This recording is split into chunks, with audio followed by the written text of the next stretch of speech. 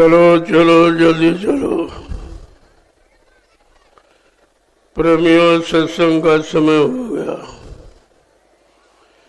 सब लोग सामने आके बैठो ताकि एक एक वचन वाणी आपकी समझ में आ जाए। जब सामने आके बैठोगे तो इस सत्संग वचनों का असर प्रभाव तुम्हारे इस मन पे पड़ेगा, तब ये मन तुम्हारे गुनाहों को कबूल करेगा कि मैंने कितना अच्छा किया, कितना बुरा किया, कितना पाप किया, कितना पुण्य किया, कितना शुभ किया, कितना अशुभ किया। क्योंकि जब तक संत महापुरुषों के वचनों को नहीं सुनोगे तो ये मन आपका ठीक नहीं होगा। इस मन के लिए कोई दवा नहीं बनी है। कितने दिन आपने पूजा पाठ किया लेकिन मन नहीं ठीक हुआ। तीर्थ व्रत आपने किया, अमन जप जप गंगा स्नान किया, लेकिन मन का मैल नहीं धोया। ये मन गंदगी से अलग नहीं हो पाया। इससे साफ जाहिर है कि ये मन बुद्धि चित्त इनकी सफाई केवल संत महापुरुषों के वचनों से होगी। सत्संग जल जो कोई पावे, मैलाई सब कटकट जावे। जिस किसी को सत्संग रूपी श्रद्धा का जल मिल जाए, अनंत जन्मों के कर्मों की गंदगी साफ हो जाती। इतना प्रभाव असर वर्तमान मौजूदा संत सदगुरु के वचनों का है। जो आए थे चले गए, उन वचनों से आपका काम नहीं होगा। आपको अपने समय के वचन चाहिए जिससे तुम्हारा मन ठीक हो, साफ हो, सुथरा हो। शरीर इंद्रियों की कोई क्रिया करके आप मन को ठीक नहीं कर सकते। इसलिए सतयुग, त्रेता, द्वापर 3 युग ऐसे ही निकल गए। ऋषि मुनियों ने तपस्या करके शरीर को सुखा के, हड्डियों को गला के, लेकिन मन को नहीं ठीक कर पाया। सिंगी ऋषि, पारा ऋषि का पूरा प्रमाण है कि एक झटके में मन ने उनको धोखा दे दिया और सारी तपस्या उनकी चौपट कर दी।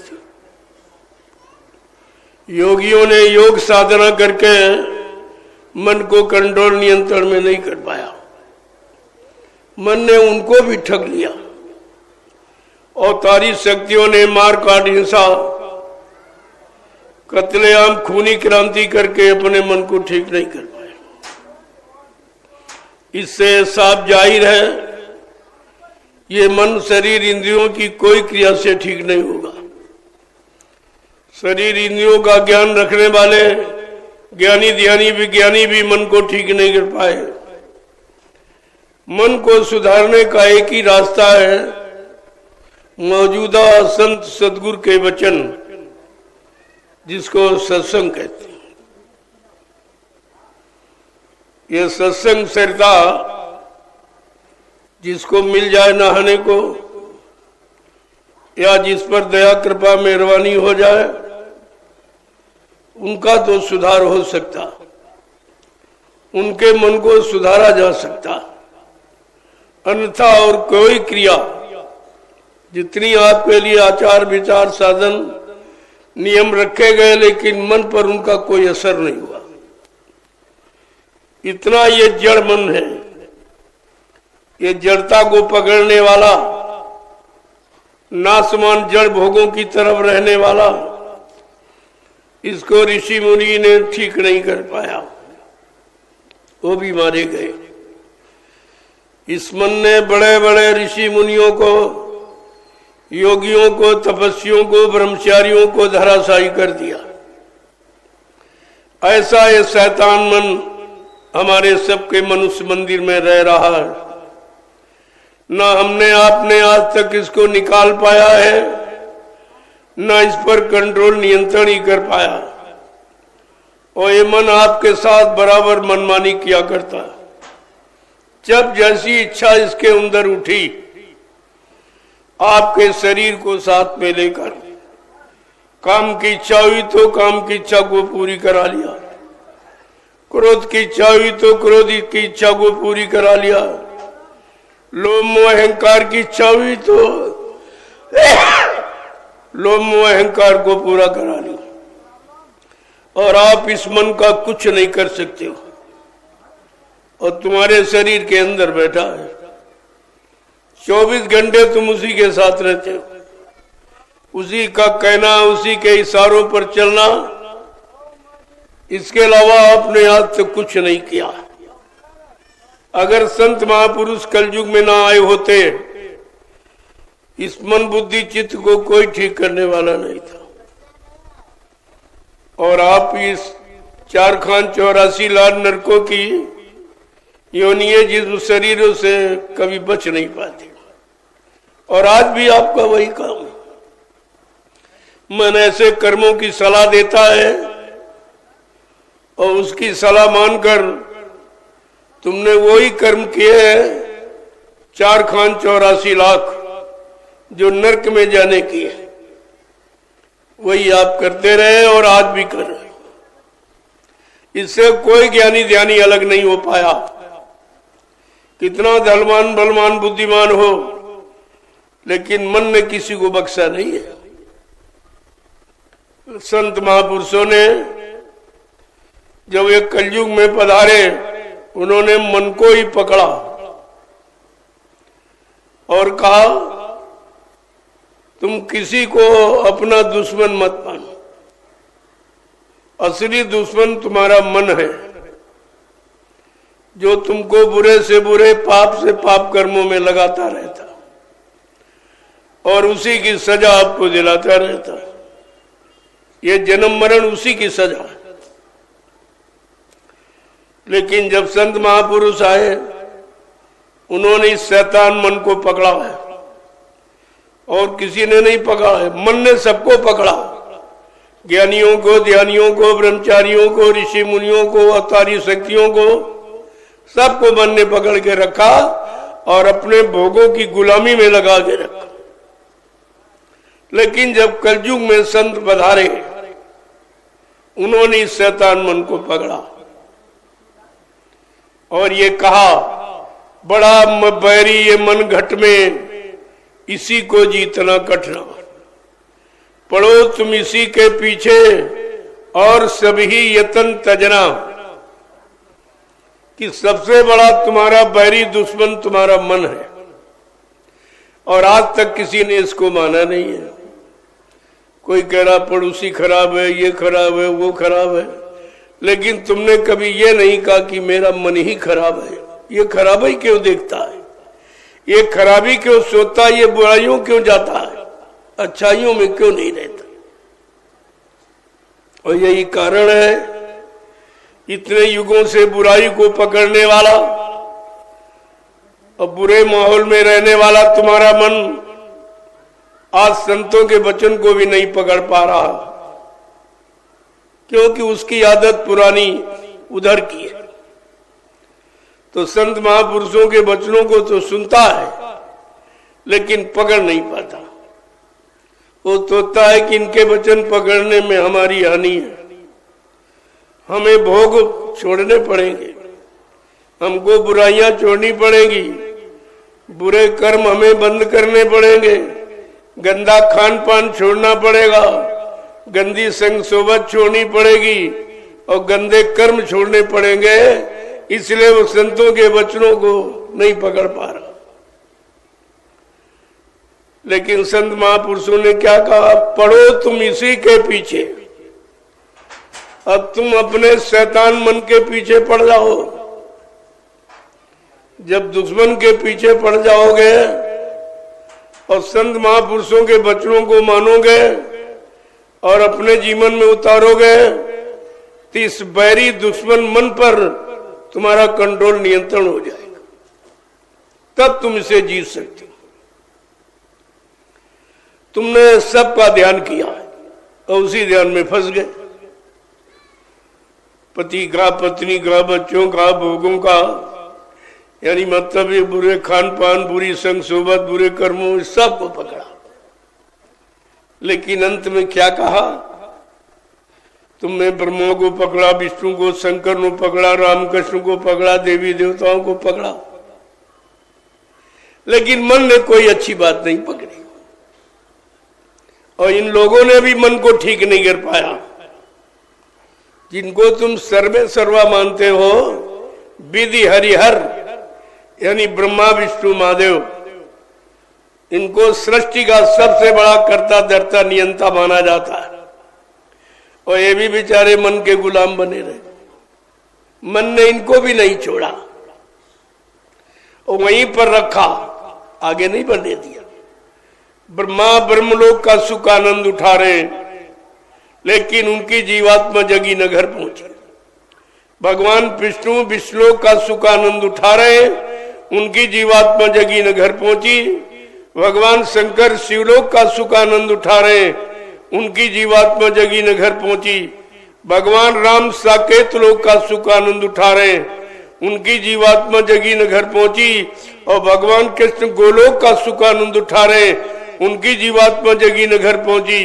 देवी देवता देवलोक का सुख आनंद उठा रहे, उनकी जीवात्मा जगी न घर पहुंची। तो तुम कैसे इनका ध्यान करते हो, इनका इन्हीं को स्मरण करते हो, इन्हीं को जपते हो। जब सीताराम खुद नहीं पहुंच पाए, खुद जीवात्मा को नहीं जगा पाए, मालिक का दर्शन नहीं कर पाए, तो सीताराम कहने से तुम्हारा काम हो जाएगा। कितनों का काम हो गया? देखा, किसी का काम हुआ? सीताराम ने किसी को शाकाहारी बना पाया? आज भी सीताराम का कितना बोलबाला है, लेकिन मांसाहारी बढ़ते चले जा रहे, शराबी बढ़ते चले जा रहे, व्यभिचारी बढ़ते चले जा रहे, झूठ छलकपट करने वाले बढ़ते चले जा रहे, चोरी डकैती कत्ल बलात्कार करने वाले बढ़ते चले जा रहे। तो कहाँ काम हो रहा है? किसका काम हुआ? इस पर विचार करना चाहिए। भागे चले जा रहे, भागे चले जा रहे, कहीं कुछ नहीं। जिनको देखा नहीं, जिनको जानते नहीं, जिनकी वाणी को सुना नहीं, उनके पीछे दौड़ रहे हो। और गुरु तुम्हें सुनाने नहीं, निकालने आया और तुम्हारी जीवात्मा का कल्याण करने आया और तुम्हारे पाप कर्मों को क्षमा करने आया। उसके बारे में तुम्हारा कोई ध्यान नहीं है, उसकी तरफ कोई नहीं है। जहां से काम होना उसकी तरफ बिल्कुल नामो निशान नहीं। और जिनका खुद ही काम नहीं हुआ, उनके पीछे दौड़ रहे हो। क्या हो जाएगा? ये अयोध्या में मंदिर बन गया, क्या हो गया? कोई गरीबी चली जाएगी, बेरोजगारी खत्म हो जाएगी, महंगाई समाप्त हो जाएगी, महंगाई बढ़ जाएगी। आपको ये विचार करना चाहिए कि ये जड़ कभी चेतन का काम नहीं कर सकता। जड़ पूजा से चेतन पूजा का लाभ नहीं मिलेगा। तुम्हारी जीवात्मा चेतन है, परमात्मा चेतन है, परमात्मा का नाम चेतन है, और चेतन चेतन को पाएगा। और इन लोगों ने अपने स्वार्थ लोभ लालच के लिए तुम्हें जड़ में फंसा दिया। किसी को पत्थर में, किसी को कागज कैलेंडर में, किसी को पानी में, किसी को तीरथ मूर्त में, ये जड़ में फंसा दिया। लेकिन चेतन की बात कोई नहीं करता, क्योंकि ये चेतन के बारे में अनभिज्ञ है। इनको चेतन का अर्थ ही नहीं मालूम, चेतन किसे कहते और जड़ किसे कहते।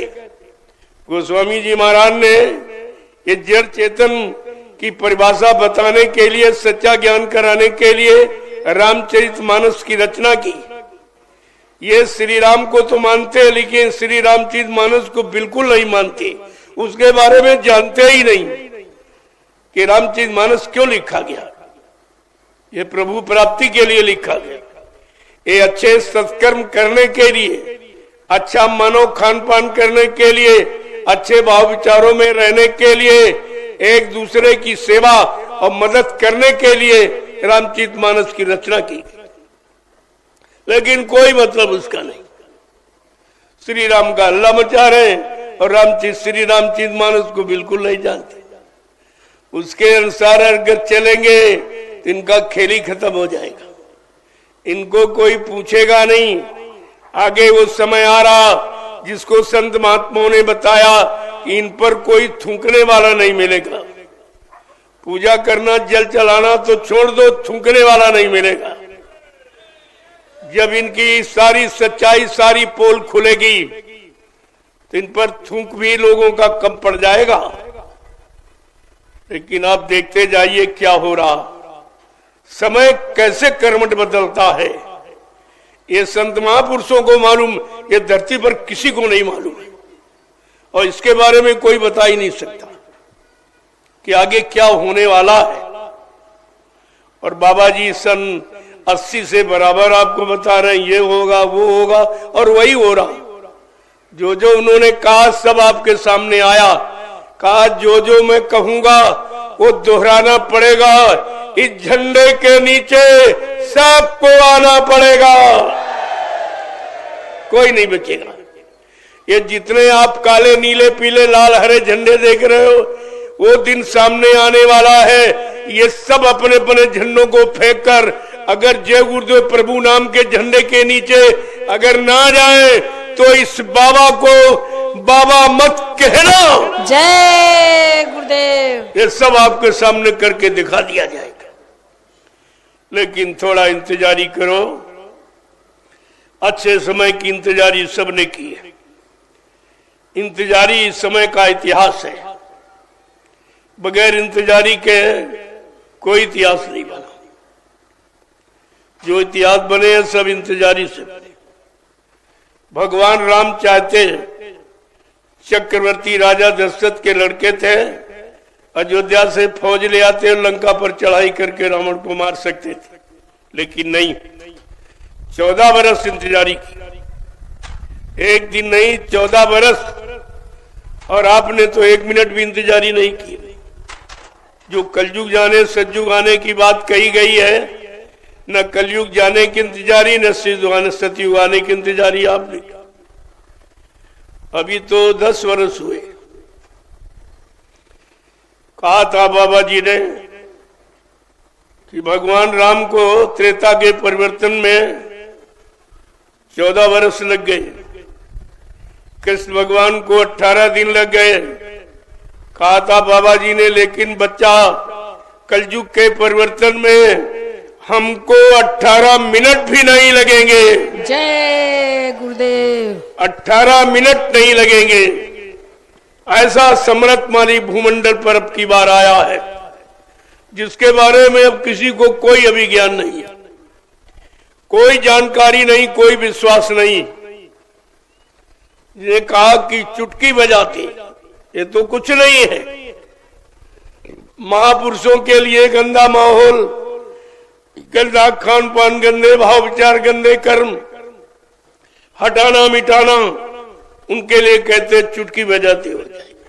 मेरे पास ऐसी भूमिका व्यवस्था है जिस व्यवस्था का नाम दूरदर्शी है।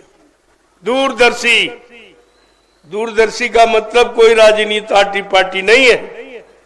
दूरदर्शी मतलब दूर तक देखने वाला, दूर तक सोचने वाला, दूर तक विचारने वाला और सबके कष्ट मुसीबत को दूर करने वाला। ऐसी भूमिका व्यवस्था को कहते हैं दूरदर्शी। ये संतों की भूमिका है, ये परिवर्तन की भूमिका है, ये कलयुग भगाने सतयुग लाने की भूमिका है। ये सारी शक्तियों को अपने प्लेटफॉर्म पर खड़ा करने की योजना और उनसे समय का काम कराने की योजना का नाम है दूरदर्शी। अभी तो लोग इस बारे में कहा समझ पाए। जब कहा गया था तब तो किसी समझ में आया नहीं। अब रो रहे चिल्ला रहे, कोई सुनने वाला इनकी नहीं। जब तुमने संत महापुरुषों की नहीं सुनी, तुम्हारी कौन सुनेगा? तुमने उनकी बात नहीं मानी, अब तुम्हारी कौन मानेगा? तो कितना चिल्लाओ तुम, कितना रो, तुम्हारी कोई सुनने वाला नहीं। और तुम उनके पीछे दौड़ोगे जिनसे तुम्हें हानि हानि होनी है, दुख तकलीफ भी मिलने हैं, कष्ट आपको मिलने हैं, महंगाई आपके हिस्से में आनी है, अगर ये 24 का चुनाव न रोका गया, अभी तो मैं प्रार्थना करता हूं इन लोगों से कि भारत की जनता पर तरस खाओ। ये जनता तुम्हारी है, तुम राजा हो, तुमको अपनी प्रजा का ध्यान रखना चाहिए। इसको गरीबी की आग में क्यों झोंक रहे हो? महंगाई की आग में क्यों झोंक रहे हो? बेरोजगारी में इसको क्यों बराबर फेंक रहे हो? हमारी प्रार्थना स्वीकार करो, न समय का दंड तुम्हारे हिस्से में होगा। इसके अपराधी तुम मान जाओगे। तुमने पाप पुण्य की परिभाषा नहीं बताई, न जानी है। महंगाई बढ़ाना ये पाप ही है, बेरोजगार करना ये पाप है, जनता पर टैक्स लगाना, जबरदस्ती वसूलना ये पाप है, ये जीवों की हिंसा हत्या कराना ये सब पाप है, और उनका मुर्दा मांस खिलाना ये पाप है, और बुद्धि को नष्ट करने वाला ये शराब गांजा अफीम भांग ये सब पाप है। इन्होंने पाप की परिभाषा भी नहीं बताई, न जानी है, और न किसी विद्वान ने आपको बताई होगी ये सब। और इस पाप पर तुमको निरंतर डाला जा रहा है। तुम सब पाप के भागी ही हो और निरंतर भागीदार बनते चले जा रहे। जहां राजा और प्रजा दोनों पाप में लिप्त हो जाएं, वो स्थिति विनाश की होती है, उसी को विनाश कहते हैं। तो इस विनाश को कौन रोकेगा? कलयुग के। जब सतयुग के विनाश को नहीं रोक पाए, त्रेता के विनाश को नहीं रोक पाए, द्वापर के विनाश को नहीं रोक पाए, तो कलयुग के विनाश को रोकने वाला तो कोई है ही नहीं जो रोकेगा। ये सब विनाश की तरफ जाने वाले, विनाश के मुंह में बहुत जल्द जाने वाले हैं। इनकी सारी तैयारी विनाश की है। जिसको अपने स्वार्थ की, कुर्सी की, मान सम्मान अधिकार की बताते, ये सब विनाश की स्थिति। लेकिन संत महापुरुषों को जानकारी है, इसलिए वो जानकारी देते हैं। वो भूत भविष्य वर्तमान को जानने वाले हैं। एक एक पल घड़ी की घटना वो जानते हैं, क्या होने वाला है, कैसा होने वाला है, उससे कैसी स्थिति परिस्थिति देश की बनेगी, वो सब जानते हैं और इशारा करके बताते हैं। लेकिन कोई सुनने मानने वाला नहीं है। क्यों? विनाश काले विपरीत बुद्धि। जब जैसी हो तब्यता, तब तैसी मति होए, और काल रेख की लेख को मेट सके नहीं कोई। जब कलयुग की, यानी जब उसने कलम चला दी है, इसे कोई ज्ञानी विज्ञानी मेटे नहीं सकता है। हाँ, मेटने वाली शक्ति कौन है? संत लेख पर मेख हमारे, मेटे अंक कुंग बहाल की। संतों को अधिकार है, उनके पास शक्ति सामर्थ्य, उनके पास भूमिका व्यवस्था है, वो सारे लेख को मेट सकते कलयुग की। तभी उन्होंने कहा, मैं कलयुग को भगाऊंगा और सतयुग को लाऊंगा। सबको न्याय सुरक्षा, रोजी रोटी की व्यवस्था बना के दूंगा। सबको शाकाहारी बनाऊंगा, सबकी जीवात्मा को जगाऊंगा, परमात्मा से मिलाऊंगा। अगर ये काम जब तक नहीं हो जाएगा, मैं मानव शरीर को छोड़ के जाने वाला नहीं हूं। जय गुरुदेव। ये उनका संकल्प है, ये उनकी प्रतिज्ञा है। संत वचन पलटत नहीं, पलट जात ब्रह्मांड। चाहे ब्रह्म अपनी ब्रह्मांड की रचना में तब्दीली बदलाव क्यों न कर दे, लेकिन संत जो कहेंगे वो करके दिखाएंगे। उनकी जबान दस्तावेज है, अकाट सत्य जिसे आप कहते, कोई नहीं काट सकता। लेकिन जब लोगों में से विश्वास हट गया, संतों पर से विश्वास हट गया, उनके वचनों पर विश्वास हट गया, उनकी योजना भूमिका पर विश्वास हट गया, उनकी दी हुई नाम की युक्ति से भी विश्वास हट गया। ये है विनाश की स्थिति। जब विनाश होने को होता है तब अच्छी सच्ची नेक भली बात महात्माओं को समझ में नहीं आती। महात्माओं की बात समझ में नहीं आती लोगों की। और कितने दिन से आपको समझाया जा रहा, जगाया जा रहा, बताया जा रहा। 10 जुलाई 1952 से ये लंबा समय निकल गया और समझ में किसी की नहीं आया। जो गए थे समझने, जो पढ़ने गए, सुनने गए थे, वो भी नहीं समझ पाए। वो भी भ्रमित हो गए और सब साथ छोड़ के भाग गए। भाग ही नहीं गए बल्कि उनको ये बता दिया कि बाबा जी मर गए, यानी विश्वास बिल्कुल खत्म करा दिया। जब व्यक्ति मर जाता तो उससे कोई उम्मीद नहीं रहती। वही तुम्हारे साथ किया गया। लेकिन तुमने संतों की महिमा नहीं जानी है। संत पैदा नहीं होते, प्रकट होते, यानी अपनी इच्छा से आते और काम करके अपनी इच्छा से जाते। ना उनको कोई भेजता, ना यहां से कोई ले जा सकता। वो सुप्रीम पावर होते, उनकी शक्ति का कोई पारावार नहीं होता और न कोई उनकी शक्ति के बारे में जान सकता, न कुछ कह सकता। जब खुद वो काम करके दिखा दे तब आपकी समझ में आ जाएगी ये शक्ति। और ये कहा गया, जितने लोगों ने पहले आवाज उठाई देश को आजाद करने की। आजाद का मतलब ये नहीं है कि शराब पीने की आजादी, मुर्गा खाने की आजादी, बुरे कर्म करने की आजादी, टैक्स बढ़ाने की आजादी, महंगाई बढ़ाने की आजादी, गरीबी बढ़ाने की आजादी। ये नहीं है, इसको आजादी नहीं कहते। ये आजादी नहीं है।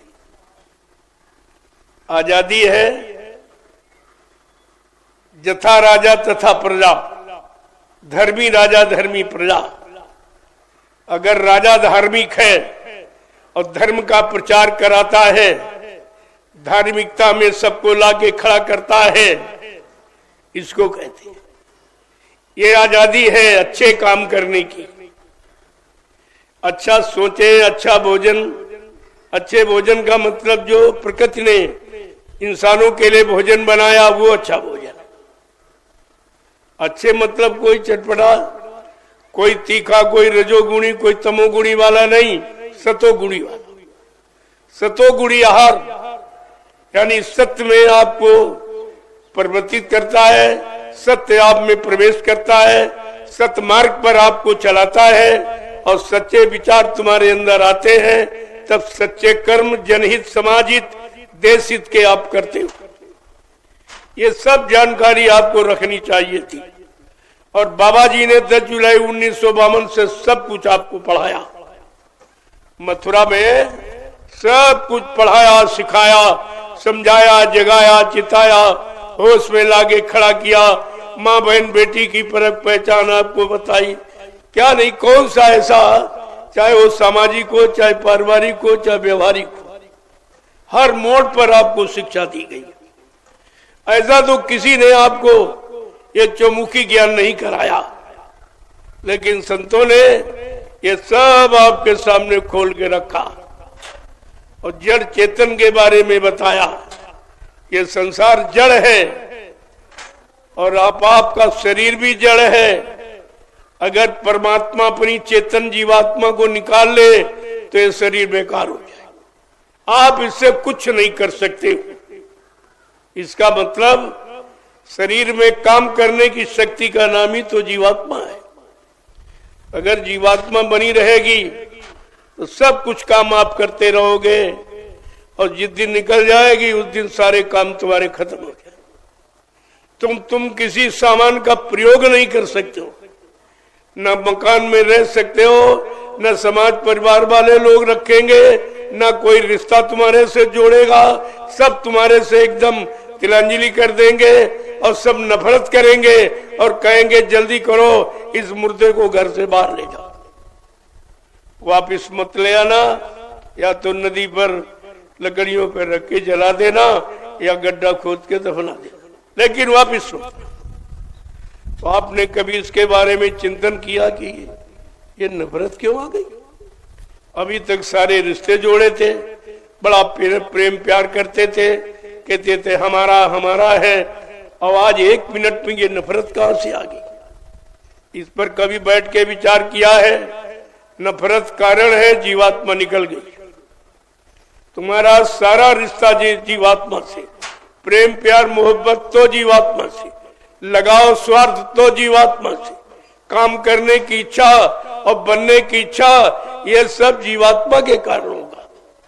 और उसके निकल जाने के बाद तुम्हारे जीवन का सारा प्रोग्राम ही खत्म हो गया, आप कुछ नहीं कर सकते। लेकिन जीवात्मा के बारे में आज तक किसी ने बताया? इन बेचारों को क्या पता?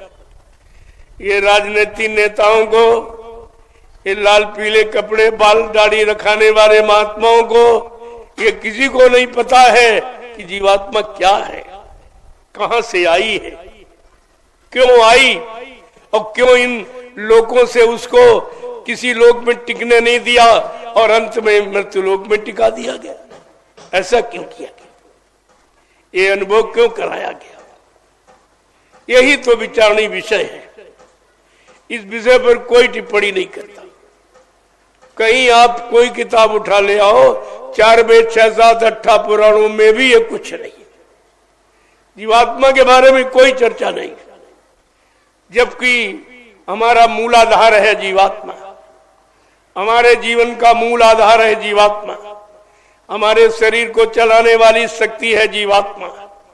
प्रभु से मिलने मिलाने वाली शक्ति है जीवात्मा।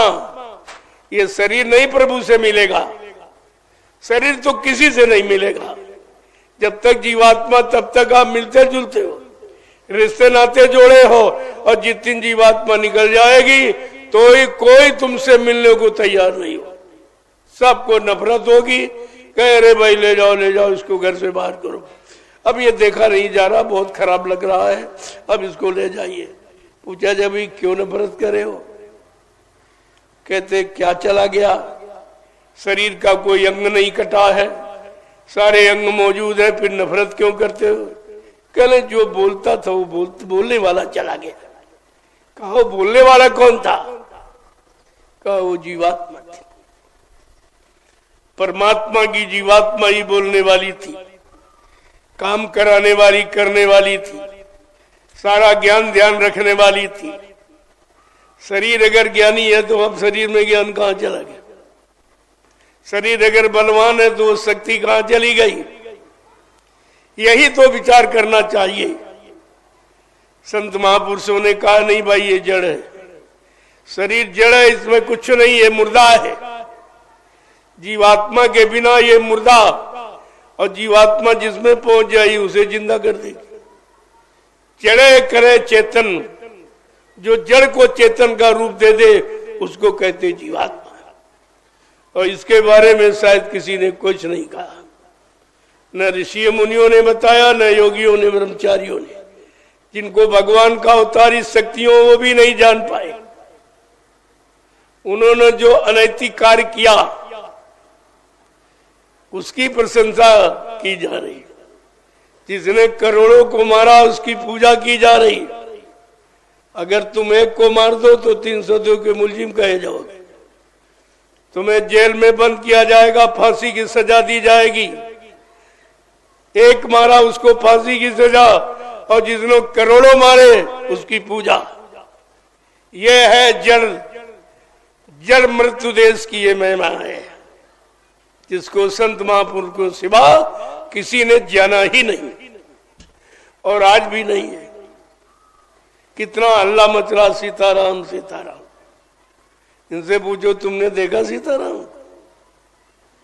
जब तुमने देखा नहीं है, उनके काम को नहीं देखा, उनकी आवाज को नहीं सुना, उनके शरीर रूप रंग को नहीं देखा, तो बगैर देखे कोई रचना कर सकता? बगैर देखे कोई यानी बता सकता, समझा सकता? गोस्वामी जी महाराज ने इसी भ्रम को दूर करने के लिए उन्होंने स्पष्ट कहा, देखे बिन न होए प्रतीति, और बिन प्रतीत होए नहीं प्रीति। बिना देखे किसी से प्रेम होता ही नहीं। और इनसे पूछो तुम्हारा सीताराम से कैसे प्रेम होगा, तुमने तो देखा ही नहीं। और वो करोड़ों वर्ष की बात हो गई, एक युग बीच में छूट गया, द्वापर और त्रेता की चर्चा हो रही। क्या द्वापर खराब था? द्वापर बड़ी शक्ति से इनसे करोड़ों गुना बड़ी थी।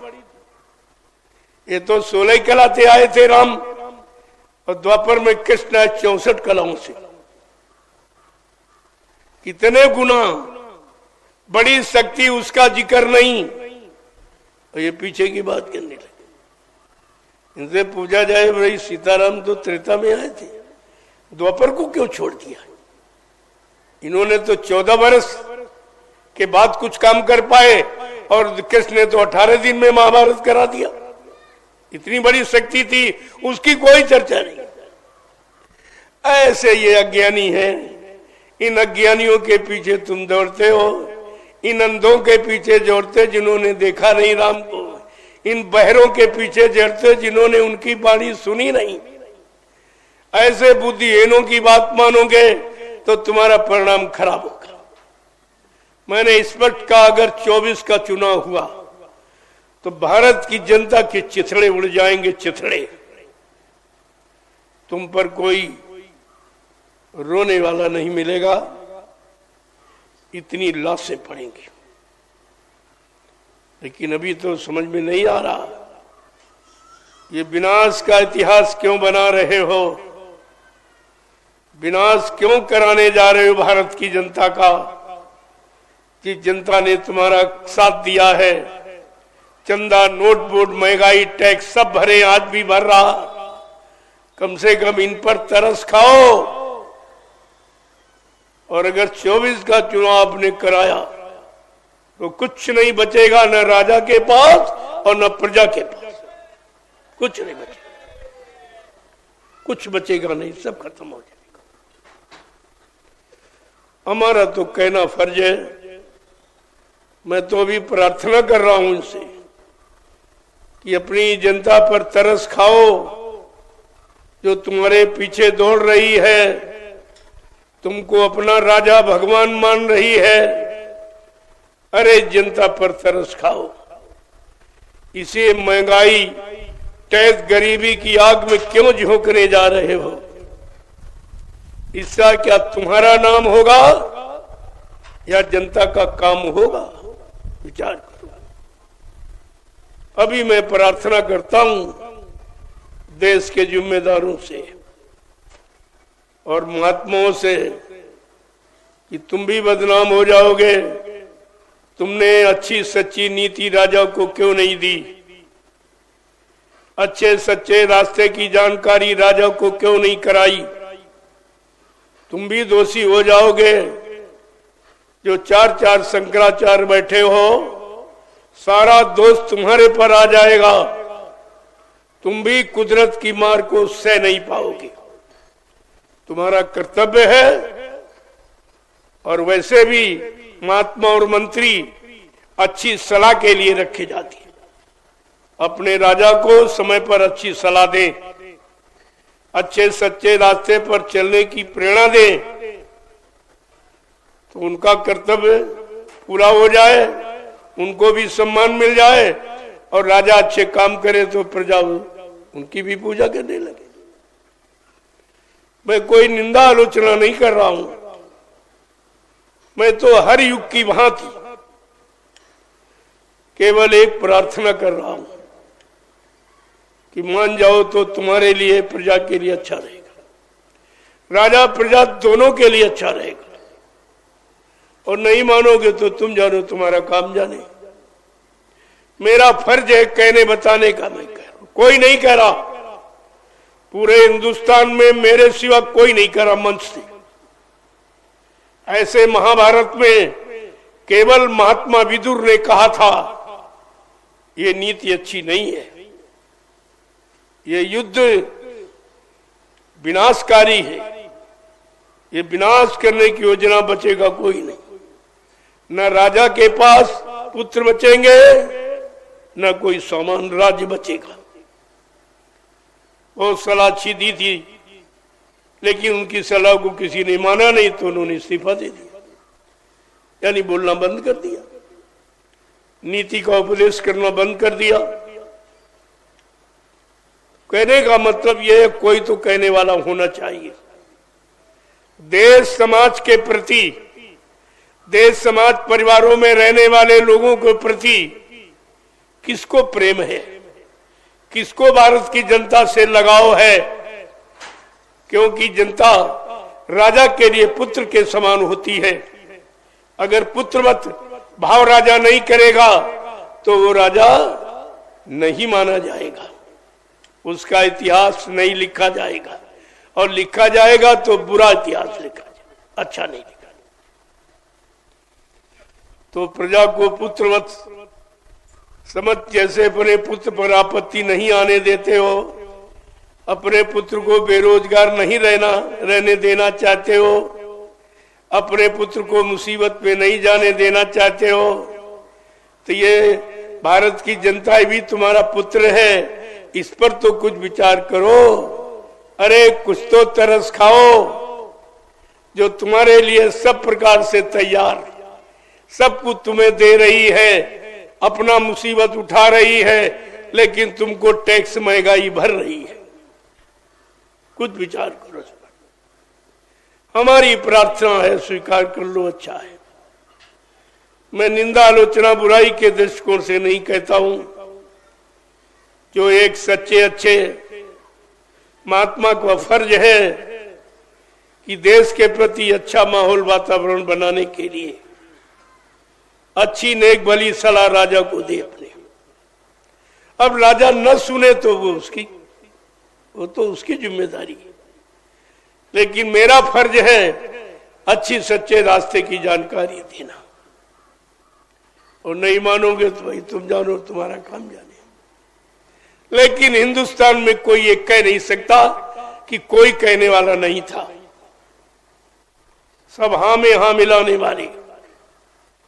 अलग गलत रास्ते पर राजा जा रहा हो किसी कारणवश, भूल भ्रमवश, अगर भारत की जनता या उसके जिम्मेदार सहयोगी सब उसको उसी तरफ जाने की सलाह दे रहे हैं, इसका मतलब ये सब तुम्हारे विरोधी ही है, ये विरोधी है, पक्के हैं। लेकिन तुम ये समझ नहीं पाओगे, तुम्हारे में सच्ची सही जानकारी का अभाव है, क्योंकि तुम महात्माओं की बात सुनते नहीं हो। अहंकार बस अपने आप को बड़ा मानते हो, जबकि बड़ा शब्द बहुत बड़ा है, बड़े शब्द की बड़ी महिमा है, बड़े शब्द का बड़ा कर्तव्य है, बड़ी जिम्मेदारी है। ऐसे बड़ा नहीं कहा जाएगा।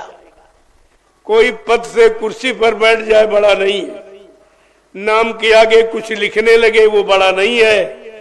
बड़ा है कर्म करने वाला, जो सबके प्रति अच्छा और सच्चा कर्म करता है और सबको अच्छे सच्चे रास्ते पर चलने की निरंतर योजना बनाता है और सबको सतगामी बनाता है, वो बड़ा है, उसको बड़ा माना जाता। तो मैं तो प्रार्थना ही कर सकता हूं नागरिक की हैसियत से। मैं इस भारत देश का नागरिक हूं, मेरा भी कुछ फर्ज है देश के प्रति, वो मैं आपके सामने रख रहा हूं। मैंने कितने करोड़ लोगों को अच्छा सच्चा बना दिया है और आज भी निरंतर बनते चले जा रहे हैं। ये भीड़ उसी का प्रमाण है, क्योंकि जब मैं निकला था 28 मई 2012 को, तो मेरे पास एक भी आदमी नहीं था। मैं अकेला दौड़ता था। मैं दिन भर बोलता था, रात भर चलता था। सोने खाने का समय नहीं था बिल्कुल। 4 बरस समय ऐसे निकला, कभी 10 व्यक्ति जुड़े हट गए, कभी 100 जुड़े हट गए, कभी 1000 जुड़े हट गए,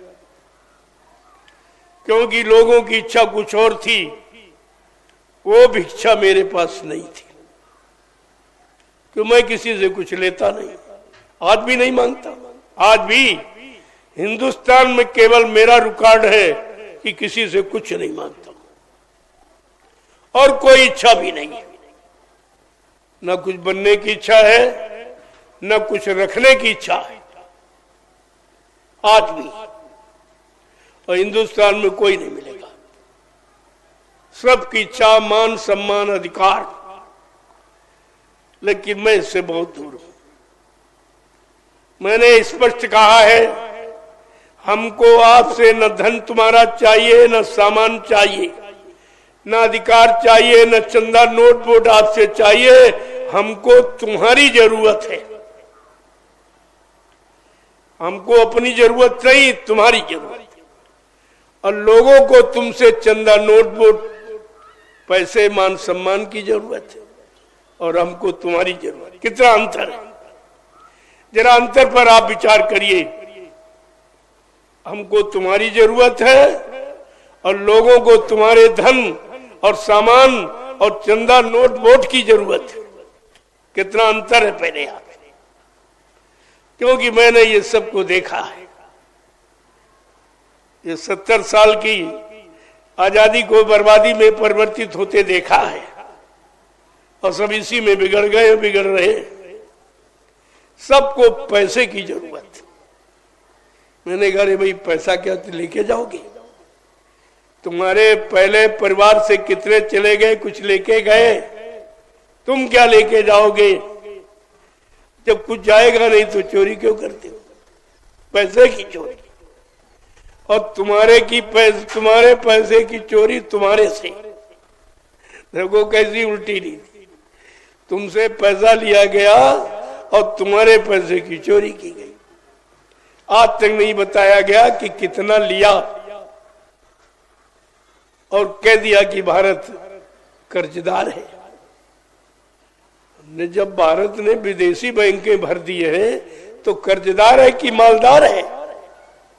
अगर मालदार नहीं तो ये हिंदुस्तान की और विदेशों की सारी बैंकों को कैसे भर दिया? ये कहां से आया?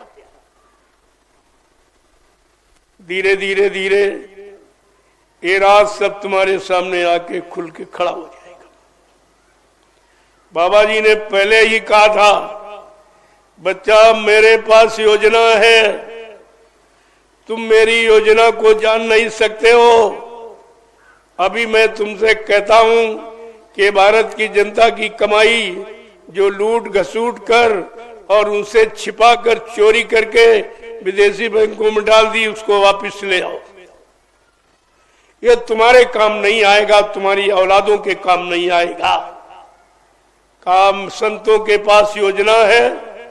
संत महापुरुष उस सारे धन को निकालकर भारत में ले आएंगे और भारत की गरीबी चंद मिनटों में समाप्त हो जाएगी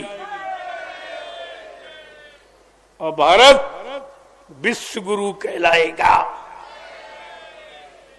भारत में न्यायालय होगा। जो न्यायपालिका अमेरिका में, वो भारत में आएगी। देखते जाइए आप। भारत में कार्यालय होगा, दुनिया का न्यायालय होगा। ये भारत देश विश्वगुरु होगा। विश्वगुरु था और विश्वगुरु होगा। कुछ मनचले लोगों ने, कुछ स्वार्थी लोभी लालचियों ने अपने निजी मान सम्मान के लिए इसको गिरवी रख दिया, लेकिन ये चाल किसी के चलेगी। संत महापुरुषों के आगे उससे ईश्वर ब्रह्म पार ब्रह्म भी डरता है, ब्रह्मा विष्णु महादेव भी डरते हैं और तारी शक्तियां थर थर कांपती हैं। उस संतों की महिमा भूल गए और भारत में संत राज होगा। किसी का राज्य नहीं होगा। संत राज वही है भारत में। बचाए बची है ना बाबा जय गुरुदेव की वाणी, तब दिखाई पड़ी है। हाँ, जय गुरुदेव। ये सब देखने को आपको मिलेगी। आप चिंता मत करिए, थोड़ी इंतजारी कर लीजिए और इनको देख लीजिए। जहां जहां तुम्हारी आस्था है देख लो, मैं मना नहीं करता। लेकिन मुसीबत के सिवा, दुख तकलीफ के सिवा महंगाई, गरीबी, बेरोजगारी के सिवा, टैक्सों की भरमार के सिवा तुम्हारे हाथ कुछ लगने वाला नहीं है। कुछ भी तुम्हारे हाथ लगने वाला नहीं है। इस बात को आप मद्देनजर रखिए। मैं तो पत्रकार, मीडिया, तुम्हें जिम्मेदार हो देश के सच्चाई को उजागर करने वालों, तुम्हारी जिम्मेवारी है। अगर समय से सच्चाई को न बताया और बुराइयों को, भारत के राजा को न समझाया तो ये दोष तुम्हारे पर भी लगेगा। तुम भी दोष से बचोगे नहीं, अपराध से। तुम स्वतंत्र थे अच्छाई सच्चाई कहने के लिए, बताने के लिए, चेताने के लिए, लेकिन तुमने अपनी स्वतंत्रता गिरवी रख दी। तुमने भी बेच दी है। सच्चाई को बेच देने वाला, सच्चाई को समय से न कहने वाला, ये सबसे बड़ा पापी माना जाता है। इनको भी माना नहीं है, मालूम नहीं है ये धार्मिक शास्त्र कि भारत देश को क्या, कितनी बड़ी महिमा बताते हैं। इस देश की महिमा, इस भूमि की महिमा। अनमनता विशास्ता निहन्ना करे विक्रयो, संत करना चोफरना कच्चे देहात का। ये सलाह देने वाला सबसे बड़ा पापी होता है, अनुमति। और ये सलाहकार जितने हैं सब पाप का काम कर रहे हैं। लेकिन वो बेचारे समझते हैं बड़े बुद्धिमान हैं, लोग हमारी सलाह मानते हैं। लेकिन वो मानते, लेकिन तुम तो ये मानो कि तुम अच्छी सलाह दे रहे हो कि गलत दे रहे हो। तुमको मानना चाहिए। इस अपराध से कोई बच नहीं पाएगा। मैं सबके बारे में जानता हूं, कहता भी हूं कि अभी आपके लिए वक्त है, चेत जाओ। समय किसी को माफ नहीं करता और समय सबसे बलवान होता है। इंसान बलवान नहीं होता, मनुष्य बली नहीं होते हैं, समय होत बलवान। और भिल्लन लूटी गोपिका वही अर्जुन हुई बात। इतिहास साक्षी है कि इंसान बलवान नहीं होता। केवल गरूर, घमंड, अहंकार में वो अपने को मान लेता, मैं बड़ा हूं, मैं गरीब हूं, मैं पदाधिकारी हूं, मैं अधिकारी हूं। तुम कुछ नहीं, तुम कुछ भी नहीं हो। तुम एक इंसानी पुतला हो, जीवात्मा के बगैर तुम निर्जीव हो। तुम्हारे में कोई शक्ति बल नहीं है और जीवात्मा तुम्हारी नहीं है, वो परमात्मा की है। और जब तक तुम परमात्मा के नहीं बनोगे, तुम्हारी जीवात्मा तुम्हारा ही काम नहीं करेगी, इनकार कर देगी, तुमको अच्छे सच्चे काम से अलग कर देगी। तो आपको इस पर विचार करना चाहिए। भारत देश को हमारी दृष्टि से तो बहुत खुशहाल होना चाहिए। भारत में रहने वाले लोगों को सदाचारी, शाकाहारी रहना चाहिए था। क्यों? कि भारत देश के लोगों के सामने 3 युगों का इतिहास है। सतयुग का, त्रेता का, द्वापर का। अच्छी उम्र वाले, अच्छी मन की ताकत रखने वाले, इंद्रियों में संयम, त्याग, वैराग रखने वाले, अच्छा मानवीय खान पान करने वाले, अच्छी संग सोबत में रहने वाले, अच्छे कर्म करने वालों का इतिहास है। तो अगर आपने 3 युगों का इतिहास पढ़ लिया होता तो तुम्हारे सामने कोई अच्छा नहीं था। कोई सतहारी, शाकाहारी, ब्रह्मचारी कोई नहीं रहता। इसका मतलब भारत देश खराब हो गया। इसका कारण कि तुमने किसी युग की शिक्षा नहीं मानी, किसी युग की रहनी गहनी आपने स्वीकार नहीं की। परेशानी में जाने का तो कारण ये, आपने किसी की मानी नहीं और उन युगों की कहानी भूल गए कि हिरण्यकश्यप राजा था, अपने भक्त बेटे प्रहलाद की अच्छी बात, नेक बात, भली बात नहीं मानी तो मारा गया।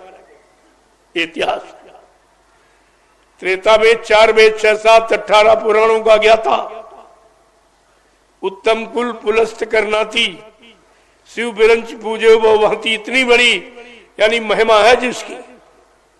लेकिन समय की नीति रीति को, प्रीति को नहीं माना, मारा गया। अपने भाई भक्त विभीषण की नेक भली अच्छी बात को नहीं माना, मारा गया। इसके बाद द्वापर आया, भगवान कृष्ण ने खुद अपने मामा कंस को कितना समझाया और अपने जात बिरादरी को उदाहरण देकर, ऐ यदुवंशियों में तुम्हारी जात बिरादरी में आया हूं, उस नाते मेरी बात मान लो। ये सब कहते जा जा, जात का ग्वाला गाय चराने वाला, माखन का चोर, तेरी बात मान लूंगा। कितना अपमानित किया कृष्ण को, अमर्यादित कट शब्दों का प्रयोग करके उनको कितना लज्जित किया। बेचारे मजबूर हो गए, लाचार हो गए, विवश हो गए। अंततोगत्वा उनको 18 दिन की एक लीला, एक खेल जिसे महाभारत कहते हो, करना पड़ा और सबकी अकल ठिकाने हो गई। वो 64, वो 56 लाख वो मारे गए सब, जो ये कहते थे। अब वो धनवान, बलवान, बुद्धिमान अपने आप को कहता था मैं भगवान हूं, तू कहां है, वो भी मारा गया। ये अहंकारी, अभिमानी, गुमानी, घमंडी, इनका विनाश के सिवा और कोई इतिहास नहीं। ये तो 3-3 इतिहास तुम्हारे यहाँ बड़े, उन्हीं को पढ़कर आदमी सुधर जाता, अपने आप को संभाल लेता, रोक लेता।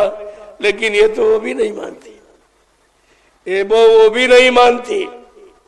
उन लोगों ने तो समय की बात नहीं मानी थी, उनके पास कोई इतिहास नहीं था। ये कलयुग के जी लोगों के पास तो 3-3 युगों का इतिहास है, और वो भी विनाश का इतिहास है। कौन बचा, कौन मारा गया, बचने वाले के कर्म क्या है और मरने वाले के कर्म क्या, दोनों की जानकारी दी गई। और फिर जो नहीं मानोगे तो उनका कोई बचाव नहीं। राह की न सके गुरु का द्रोही, गुरु से द्रोह विद्रोह करने वाले को कोई बचा नहीं सकता। आज गुरु का सीधा विरोध है। आप देख रहे हो, मैं जगह जगह शुद्ध धर्म की चर्चा, कोई अपने स्वार्थ, लोभ, लालच, कोई किसी से दान दक्षिणा, रुपया पैसा लेने की बात नहीं, कोई चंदा नोट वोट की बात नहीं है, कोई यहां बनने की इच्छा नहीं है कि प्रधानमंत्री, राष्ट्रपति बन जाए।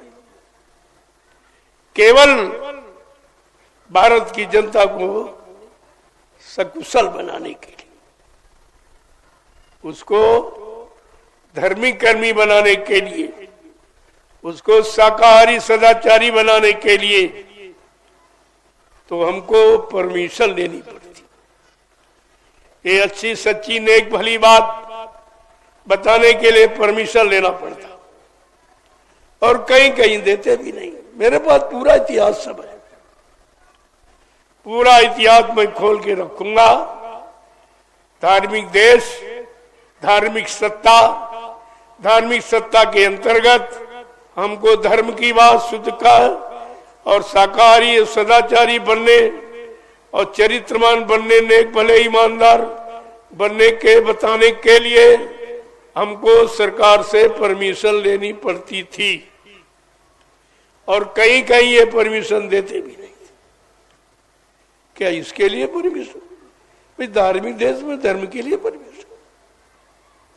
मैंने ये भी कहा भाई समझ लो, क्या चोरी करने वाला परमिशन आपसे लेता है, डकैती डालने वाला परमिशन लेता है, झूठ बोलने वाला परमिशन लेता है, छल कपट बेईमानी हिंसा करने वाला परमिशन लेता है?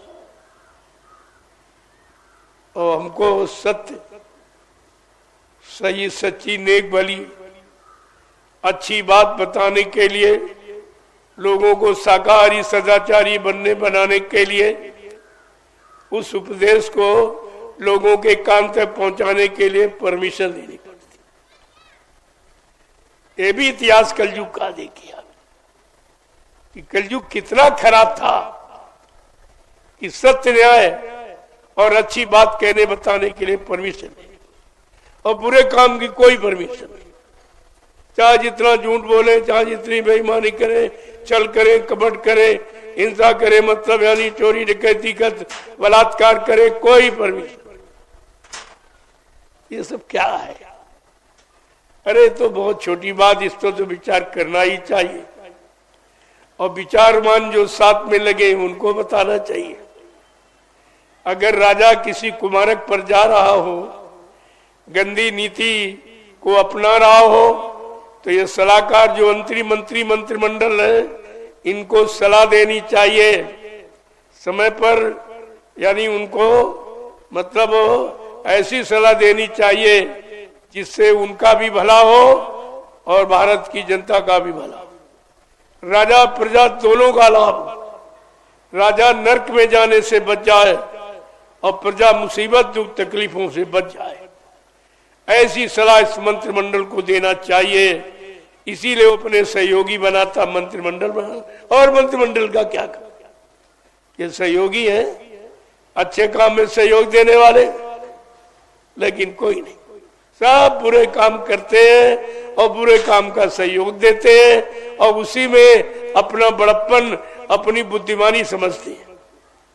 ये सबसे बड़ी गंदी नीति ये है। जय गुरुदेव, जय गुरुदेव, जय गुरुदेव, जय गुरुदेव, जय गुरुदेव, जय गुरुदेव, जय गुरुदेव। नाम किसका? प्रभु का। जय गुरुदेव। नाम किसका? प्रभु का। जय गुरुदेव। नाम किसका? प्रभु का। प्रभु का प्यारा नाम। जय गुरुदेव। प्रेमियों, इस भारत देश की आजादी का एक निराला अनोखा इतिहास है। उसको तो खोल के कोई नहीं कहता, लेकिन मैं कहूंगा कि 26 जनवरी गणतंत्र दिवस के नाम से जो सारा हिंदुस्तान जानता है, मैं उस पावन पवित्र तिथि पर राष्ट्र के नाम संदेश दूंगा, और ऐसा संदेश जो किसी ने आज तक नहीं दिया, साफ जानकारी दूंगा, ताकि कोई ये न कह सके इस भारत देश में कोई जिम्मेदार नहीं था, भारत देश की गौरव गरिमा किसी को ध्यान में नहीं थी, भारत सोने की चिड़िया था, आज कागज की भी नहीं रही, सोना कहां चला गया। इस सब बातों को विस्तार के साथ मैं 26 तारीख को कहूंगा। वो तिथि कहने की है, वो तिथि राष्ट्र के हित में संदेश देने की है, इसलिए तो 26 को कहूंगा।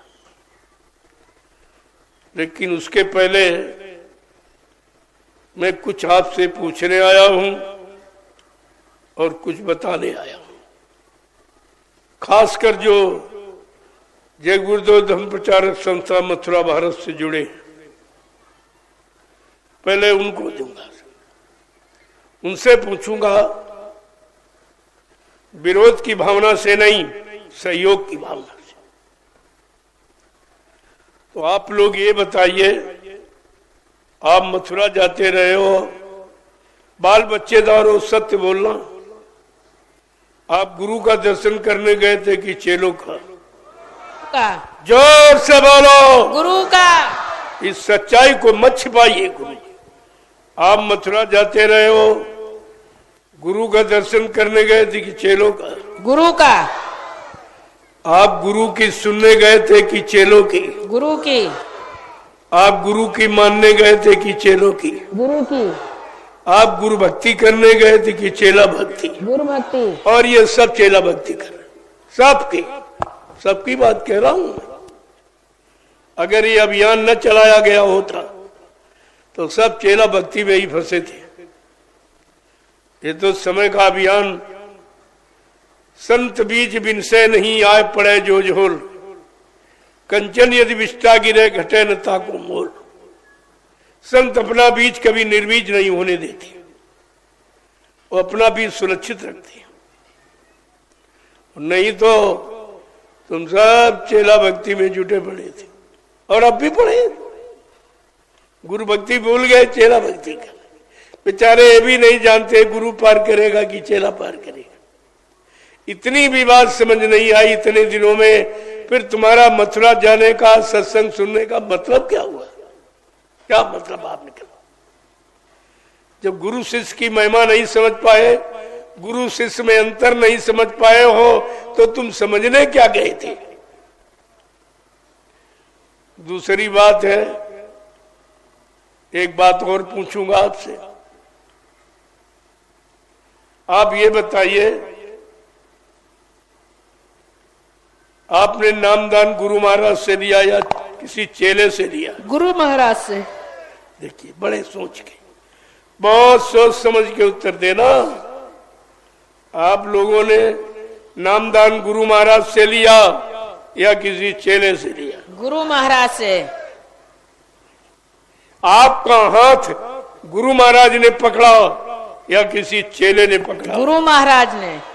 आपकी जीवात्मा को जगाने का, परमात्मा से मिलाने का, जीवात्मा को निज धाम पहुंचाने का वादा ये गुरु महाराज का है या किसी चेले का है? गुरु महाराज का।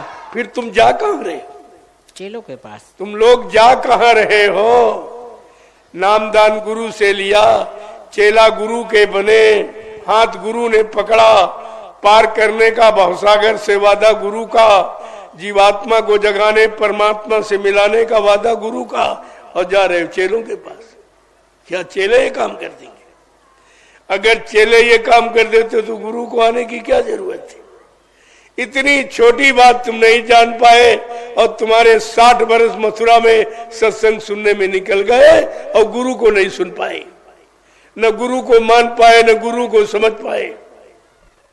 तो तुम्हारा मतलब क्या? ये सब क्या मतलब निकला? जीवन का अनमोल समय आपने गंवा दिया। अब थोड़ा समय बचा है, उसमें भी भूल भ्रम में अभी पड़े हो। गई बहुत रही थोड़ी, वो भी जाने वाली है, ये क्यों नहीं सोचते? सब चली गई, थोड़ी बची है। अगर चेते नहीं तो वो भी जाएगी।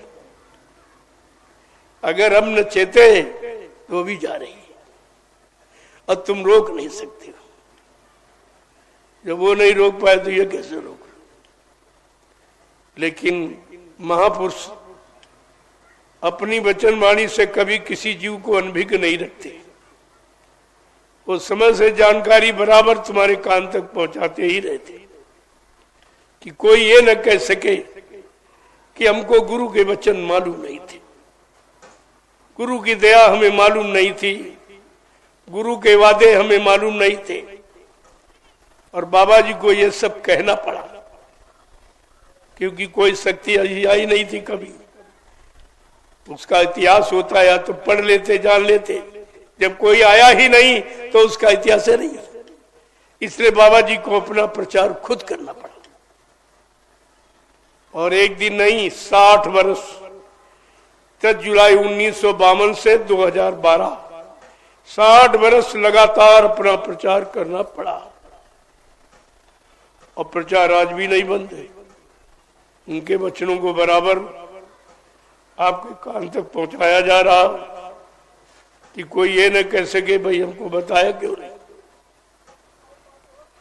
क्योंकि संत अपना कोई न कोई नुमाइंदा जरूर रखते हैं जो समय से संदेश को प्रसारित करता।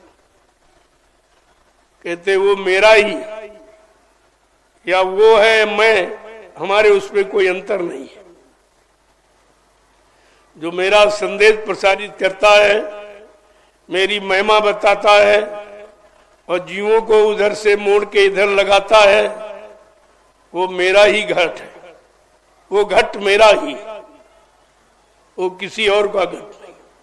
और का घट गुरु का काम नहीं करेगा। कहते वो घट खास खुदा का है।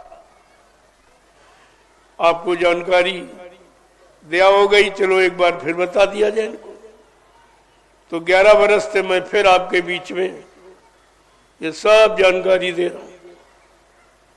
मैं कुशीनगर के लिए कोई नया नहीं हूं। कई बार कार्यक्रम आप लगभग साल में 1-2 कार्यक्रम तो हो ही जाते हैं कि आप भूलने न पाए।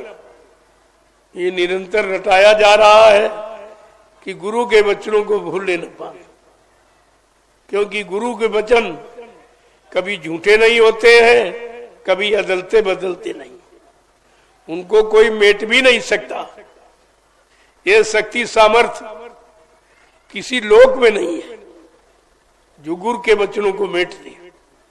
ऐसी कोई शक्ति नहीं है, न ब्रह्मा, न विष्णु, न महादेव, न रामकृष्ण, न ब्रह्म पारब्रह्म, कोई नहीं। उस मालिक के वचनों को कोई मेट नहीं सकता। तो इंसान की बस की बात क्या है?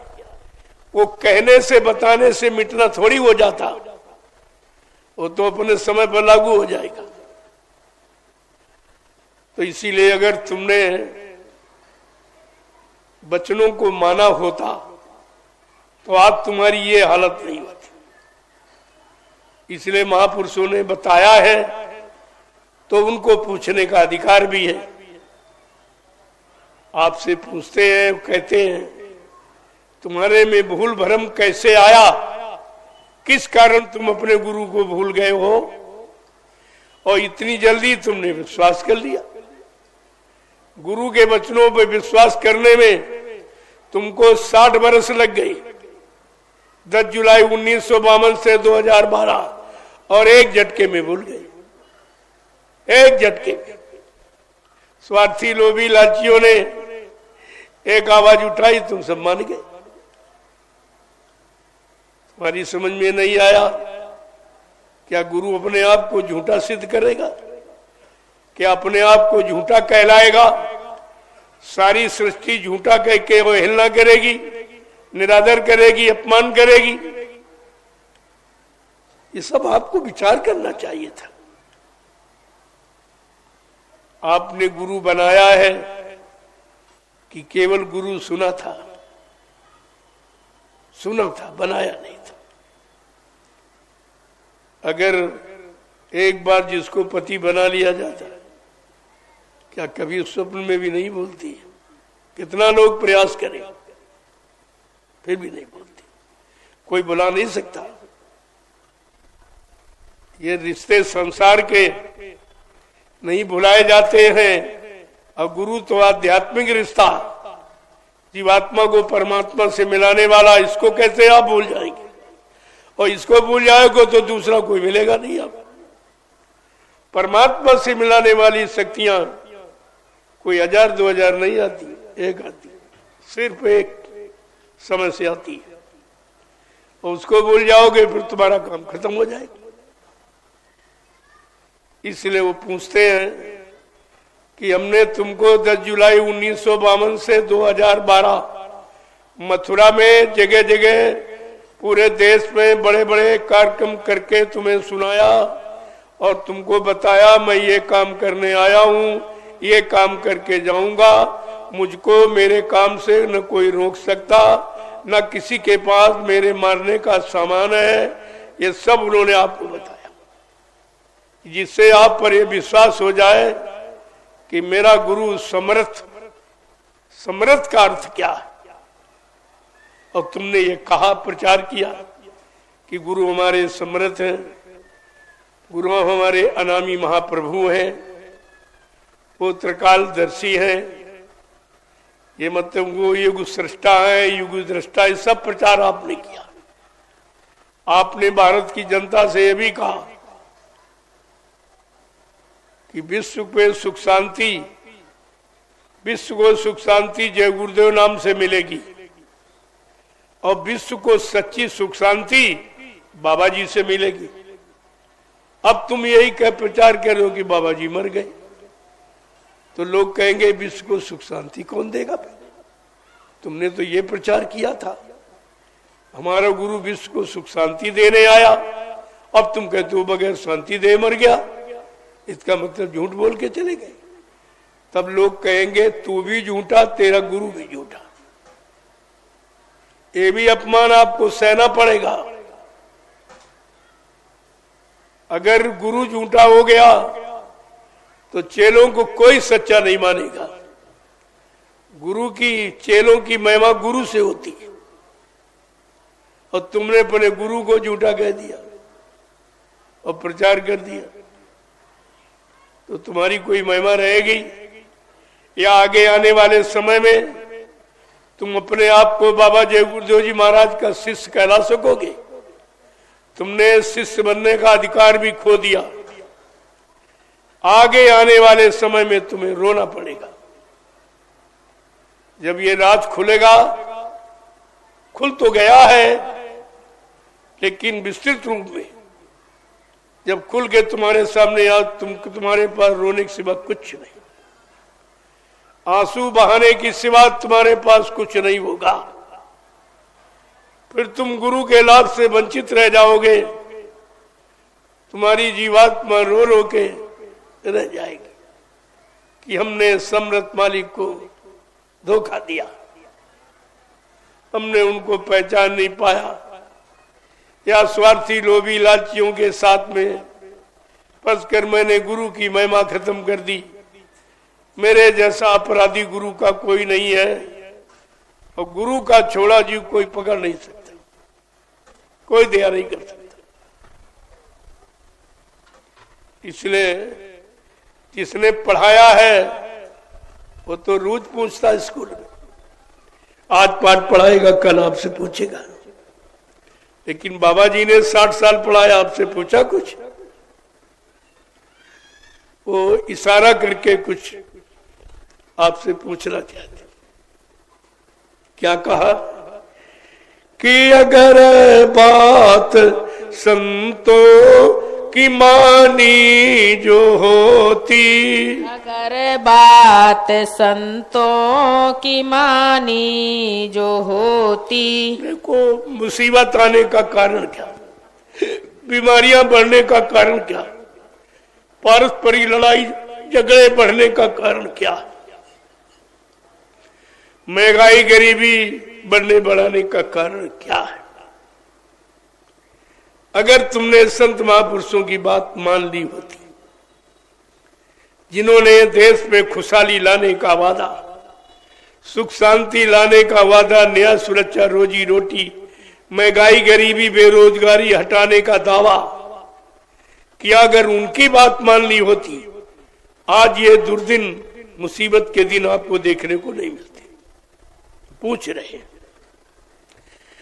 कि अगर बात संतों की मानी जो होती, अगर बात संतों की मानी जो होती, तो सिर पे तुम्हारे मुसीबत न आती, तो सर पे तुम्हारे मुसीबत न आती। अगर बात गुरु जी की मानी जो होती, अगर बात गुरु जी की मानी जो होती, तो सिर पे ये आफत तुम्हारे न आती, तो सिर पे ये आफत तुम्हारे न आती। अगर बात मुर्शिद की मानी जो होती, अगर बात मुर्शिद की मानी जो होती, तो सिर पे कयामत तुम्हारे न आती, तो सिर पे कयामत तुम्हारे न आती। सभी देशवासी ये भाई है अपने, सभी देशवासी ये भाई हैं अपने, तो फिर बैर की नीति ठानी क्यों तुमने, तो फिर बैर की नीति ठानी क्यों तुमने। दया प्रेम सेवा तुम्हारे में होती, दया प्रेम सेवा तुम्हारे में होती। नदी खून की ये बहाई न होती, नदी खून की ये बहाई न होती। लोगों संत महापुरुष से पूछ रहे हैं कि जैसे हम आप एक ही परमात्मा जो सबका परम पिता है, उस परमात्मा पिता की हम सब संतान हैं। परमात्मा पिता के नाते हम भाई भाई तो हुए। जब एक ही परमात्मा पिता की संतान हो तो भाई भाई, शरीर से भी और आत्मा से भी। क्यों? परमात्मा ने अपनी आत्मा सब में बैठा लिया, तो आत्मा के नाते हम भाई भाई हुए, चाहे उधर से समझो चाहे इधर से। लेकिन ये भाईचारा, ये मार काट हिंसा, ये परेशानी दुख तकलीफ लूट मार में क्यों जा रहा? पूछ रहे ये क्यों जा रहा? अगर तुमने भाईचारा समझा होता परमात्मा खुदा की दृष्टि से, जिस्म की दृष्टि से, आत्मा रूह की दृष्टि से, तो कोई झगड़ा नहीं करता कि हम तो भाई भाई, आपस में भाई भरे करे रो लड़ाई। ये भाईचारा कैसा है?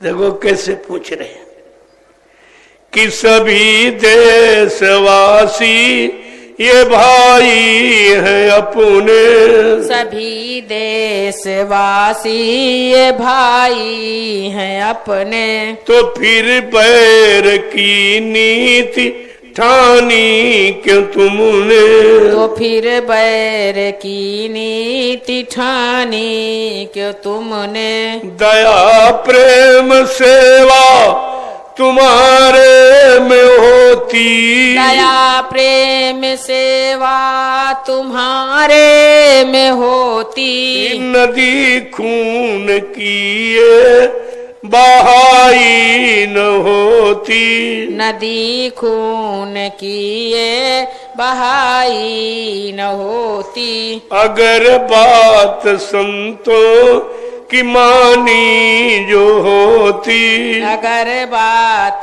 संतों की मानी जो होती, तो सिर पे मुसीबत तुम्हारे न आती, तो सिर पे मुसीबत तुम्हारे न आती, कि घट घट में इंसान के रहता भगवान, घट घट के इंसान में रहता भगवान, और इसकी नहीं तुम को है कोई पहचान, इसकी नहीं तुमको है कोई पहचान, अगर दिल भवन में सफाई जो होती, अगर दिल भवन में सफाई जो होती, तो मंदिर ये मस्जिद बनाई न होती, तो मंदिर ये मस्जिद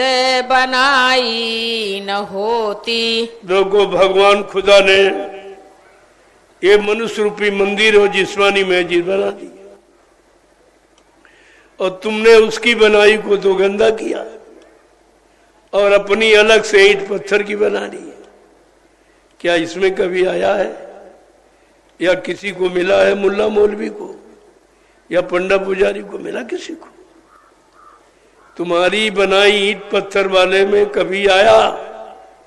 और जो उसने बनाई है ये जिस्मानी मस्जिद और मनुष्य मंदिर, इसमें उसकी मूर्ति हमेशा बैठी हुई है, आत्मा रूप उसी की मूर्ति है और बैठी है, जिसके कारण तुम चलते फिरते उठते बैठते काम करते हो। उसकी मूर्ति ये काम कर रही है और जो तुमने बनाई उसमें कोई काम नहीं है। ना वो मंदिर चलता ना मूर्ति वहां है, कुछ है ही नहीं। फिर भी नहीं समझ पाए कि सच्ची कौन है। ये तुम्हारे घट में है। आगे क्या कह रहे हैं कि सभी धर्म ग्रंथों का है एक कहना, सभी धर्म ग्रंथों का है एक कहना, बनो शाकाहारी सदाचारी रहना, बनो शाकाहारी सदाचारी रहना, अगर मुर्गा बकरी ये खाई न होती। अगर मुर्गा बकरी ये खाई न होती तो दिल में तुम्हारे बुराई न होती। तो दिल में तुम्हारे बुराई न होती। कहते तुम्हारे में कोई बुराई नहीं है, तुम जन्म से तो शाकाहारी पैदा होते।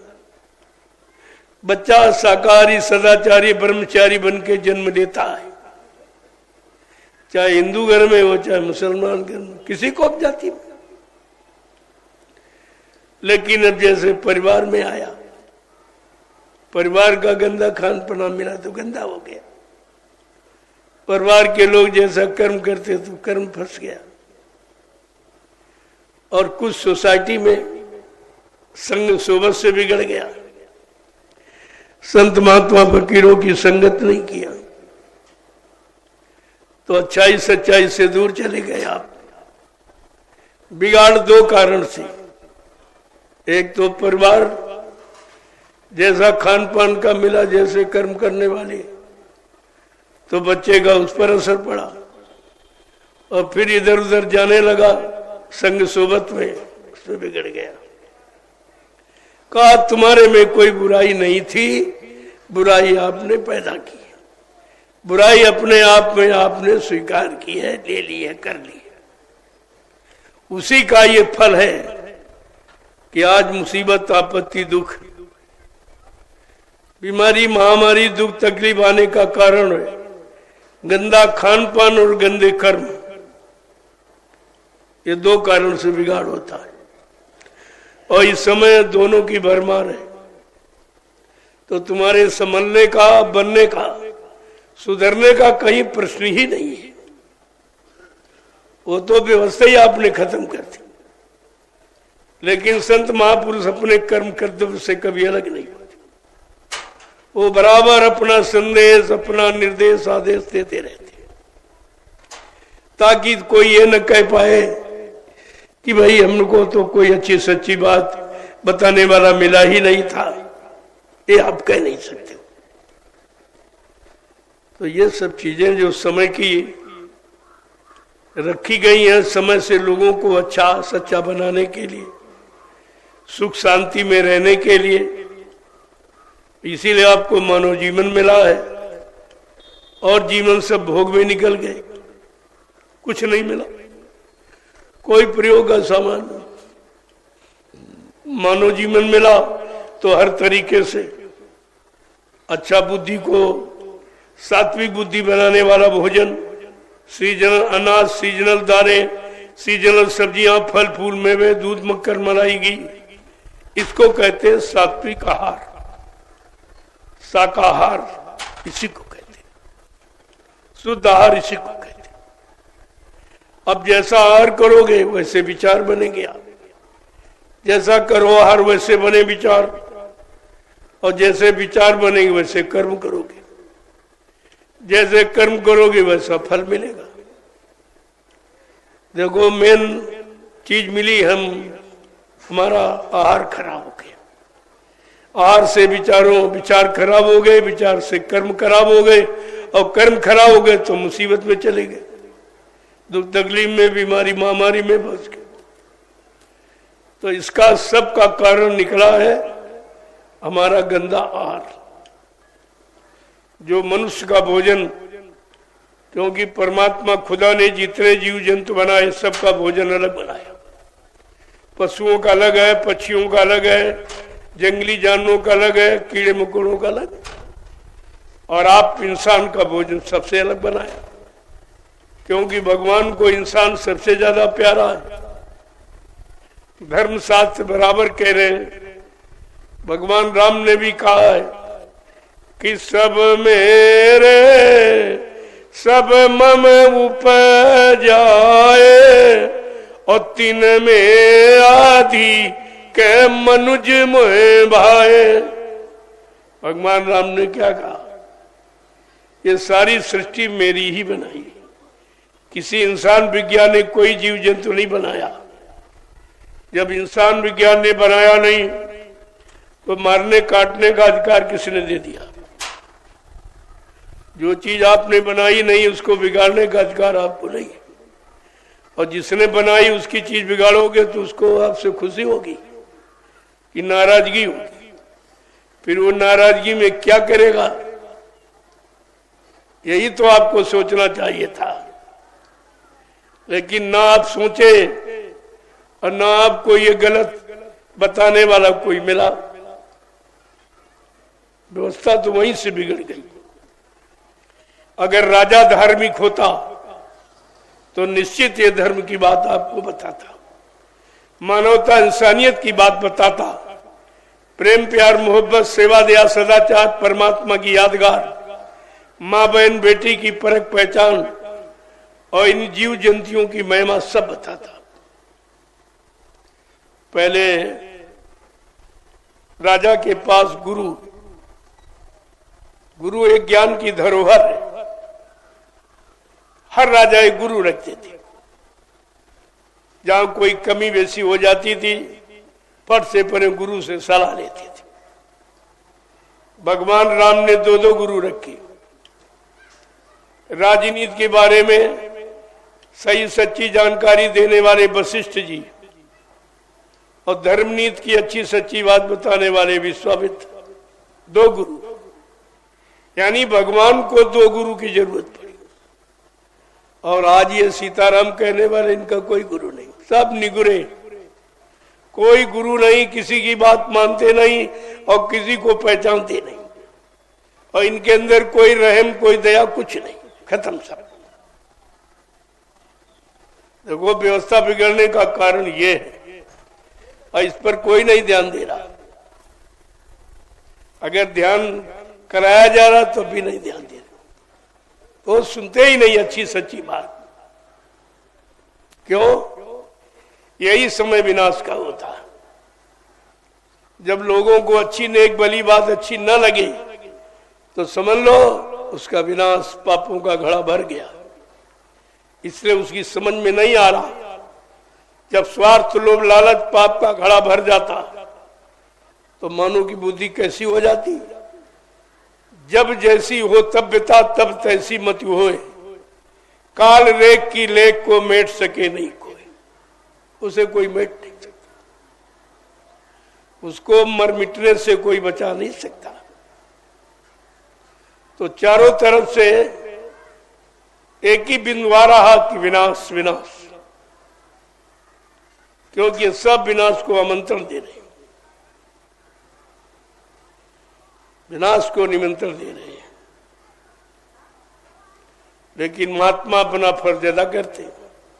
तुम मानो न मानो, सुनो न सुनो, वो बात तुम्हारी, लेकिन वो अपना काम जो रहम दया का है वो कभी बंद नहीं करते। यही उनका सच्चा मानव कर्म है।